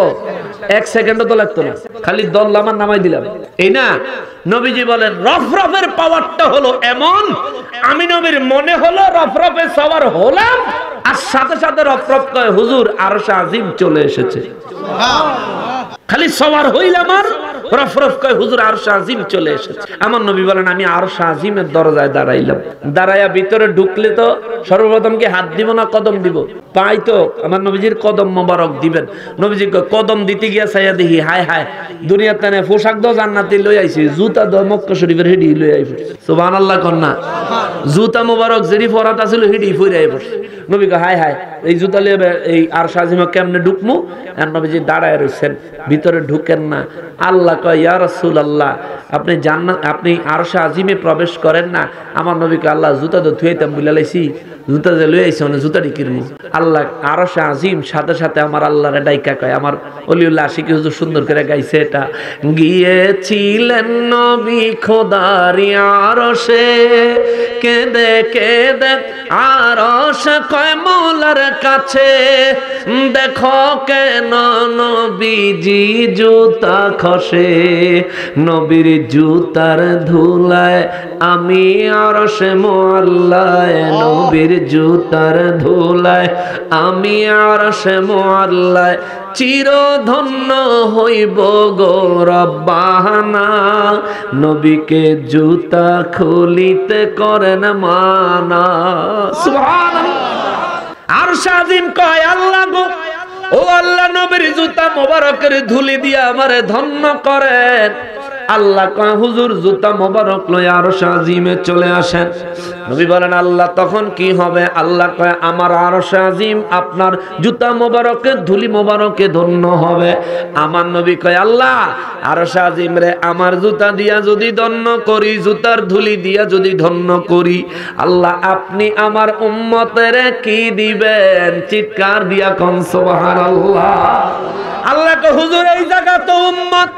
আমার নবী বলেন আল্লাহ আমারে যেখানে নিবেন আমি আমার উম্মতের কথা বলতে পারবো না। আল্লাহ কয় হুজুর যান, আপনি নবী আরশে আজিমের ধুলা মোবারক দিয়ে ধন্য করেন। আর হাসরের ময়দানে যেদিন আল্লাহ পাকের আরশে আজিমের ছায়া ছাড়া আর কোনো কিছুর ছায়া থাকবে না, সূর্যের আলোতে যেদিন মানুষের মাথার মগজগুলো টকবক করে ফুটবে, ইয়া রাসূলুল্লাহ আপনার মেরাজের রাইতে আমল করনেওয়ালা, মেরাজের দিন রোজা রাখনেওয়ালা আপনার উম্মতের জানায়া দিয়েন, হাসরের ময়দানে আমি আল্লাহ আপনার উম্মতের মধ্য থেকে 8 ধরনের মানুষের আমার আরশের ছায়ার নিচে জায়গা করে দিব। চিৎকার দিয়া কোন সুবহানাল্লাহ। 8 ধরনের মানুষ। তার মধ্যে একটা কথা বলি আমার যুবক ভাইরা, যে যুবক মসজিদে 1 ওয়াক্ত নামাজ আদায় করে চলে আসে ঠিক, কিন্তু তার মনটা মসজিদে রাইখা আসে যে পরবর্তী ওয়াক্তের নামাজে আমি মসজিদে যাব, এই ধরনের মন মানসিকতা নিয়ত যাদের থাকে তারারেও আমার আল্লাহ আরশে আজিমের ছায়ায় জায়গা দিব। সুবহানাল্লাহ। নামাজ পড়ল, আরশে আজিমে নবীজি প্রবেশ করলেন, করার পরে এবার দেখেন আল্লাহ কয় নবীজি যখন আরশে আজিমে প্রবেশ করলেন, সাহাবায়ে কেরাম বলেন হুজুর আপনি আরশে আজিমে ঢুকে কি দেখছেন? আমার নবী কয় কি দেখছি এটা তো বলবো পরে, তবে আমি নবী যখন আরশে আজিমে প্রবেশ করছি, প্রবেশ করার পর খেয়াল করলাম আরশে আজিমের ছাদের উপরে হলো মানুষের যে আমল লেখে এই আমলের খাতা, খাতার উপরে একটা কলম অটোমেটিক নিজে নিজে মানুষের আমলগুলো লিখতেছে। জোরে কোন সুবহানাল্লাহ। লেখার সময় একটা শব্দ হয় না, কলম দিয়া লেখলে খসখস একটা শব্দ হয়, কলম যে চলে, কলম চলার একটা শব্দ হয় কি হয় না? আপনারা তো আপনাদের প্রত্যেকের ঘরে শিক্ষিত ছেলে আছে, এই ছাত্র ভাইয়েরা তোমরা কথা বলো না কেন? কলম দিয়া লেখার সময় শব্দ হয়নি? সবাই যখন চুপ করে থাকবেন দেখবেন কলমে খসখস একটা লেখার শব্দ হয়। যদি কথাবার্তা বলতে থাকেন তাইলে শব্দটা পাইতেন না। চুপ একদম সাইলেন্ট মোমেন্ট হলে, যদি একদম চুপচাপ পরিস্থিতি হয় কলম দিয়ে লেখলে শব্দ পাওয়া যায়। আমার নবী বলেন আরশে আজিমের ছাদের উপরে আমলনামার খাতার মধ্যে কলম যে লেখতেছিল ওই লেখার যে খসখসানি শব্দটা আমি নবী আরশে আজিম থেকে সেটা শুনেছি। জোরে কইলেন না? আরো জোরে কইলেন না? সেখান থেকে আমি এটা শুনি। শোনার পরে আমার নবী বলেন, এরপরের কথা আমার আল্লাহ সূরা নাজমের মধ্যে কয়, সুম্মা দানা, এরপর আমি আমার হাবিবের কাছে আইছি। সুবহানাল্লাহ। আমার নবীর কাছে আইছে কে? কে? আল্লাহ কয় আমি কাছে আইছি। এবার কত কাছে? হুজুর আমার কাছে, ইমাম সাহেব, ফির সাহেব হুজুর আমার কাছে, পিছনে যে আছে তে আমার কাছে, আপনারা যারা আছেন আপনারাও আমার কাছে, সবাই তো কাছে। এদিকে যারা আছে তারা আমার কাছে, এদিকে যারা আছে তারাও আমার কাছে। মুসলমানের সবাই তো কাছে। আল্লাহ কয় সুম্মা দানা, আমি আল্লাহর কাছে আইলাম। ও নবী, নবী গো কত কাছে? আল্লাহ আরো ক্লিয়ার কইরা কয় ফাতাদাল্লাহ, আমি আল্লাহর কাছে আসার পরে আরো কাছে আইছি। জোরে কর, জোরে কর। কাছে আসার পরে আরো কাছে, তার মানে প্রথম কাছের অর্থ হইল আমার নবীর সামনে আমার আল্লাহ নিজে প্রকাশ হয়ে গেছে। আল্লাহু আকবার। নবীর সামনে আল্লাহ প্রকাশ হইলেন। আল্লাহ বলেন সুম্মা দানা, আমি আমার হাবিবের কাছে অর্থাৎ সামনে এলাম। ফাতাদাল্লাহ, আরো কাছে। আরো কাছের মানে হইল হুজুর আমার কাছে। যদি আরো কাছে কই তাইলে জরাজরি, ঠিক না বাজান? জরাজরি। এখন কাছে আছে ঠিক, কিন্তু দুইজনের মাঝখানে একটা দূরত্ব আছে। যদি কই আরো কাছে তাইলে মাঝখানের দূরত্ব রাখা যাবে কোলাকুলি, একজন আরেকজনের সঙ্গে মিশে যাওয়া। এখন কইবেন হুজুর আল্লাহ নবীর সাথে মিশা গেছে, এই কথা তো কয় নাই। না, এটা কয় নাই। আল্লাহ তাইলে কি কইল? সুম্মা দানা, আমি আমার হাবিবের সামনে প্রকাশ হইছি। ফাতাদাল্লাহ, তারপর হাবিবের আরো কাছে আইছি। এরপরে আল্লাহ কয় কত কাছে জানোস নি নবী গো? কত কাছে? আল্লাহ কয় হুজুর কয়া দেন। ফাকানা কাবা কাউসাইনি, একটা তীরের ধনুকের মধ্যে তীর লাগায়া টান দিলে ধনুকের দুই মাথা যেমন কাছে চলে আসে, মাঝখানে যেমন ফাঁক থাকে না। আল্লাহ কয় আমি আমার হাবিবের এত কাছে আইছি, আমার আর আমার হাবিবের মাঝখানে কোনো ফাঁকা রাখি নাই। জোরে কোন সুবহানাল্লাহ। নারে তাকবীর, আল্লাহু আকবার, নারে রিসালাত, ইয়া রাসূলুল্লাহ, আহলে সুন্নাত ওয়াল জামাত জিন্দাবাদ। হাসাইন হুসাইন নকশবন্দি সাহেব।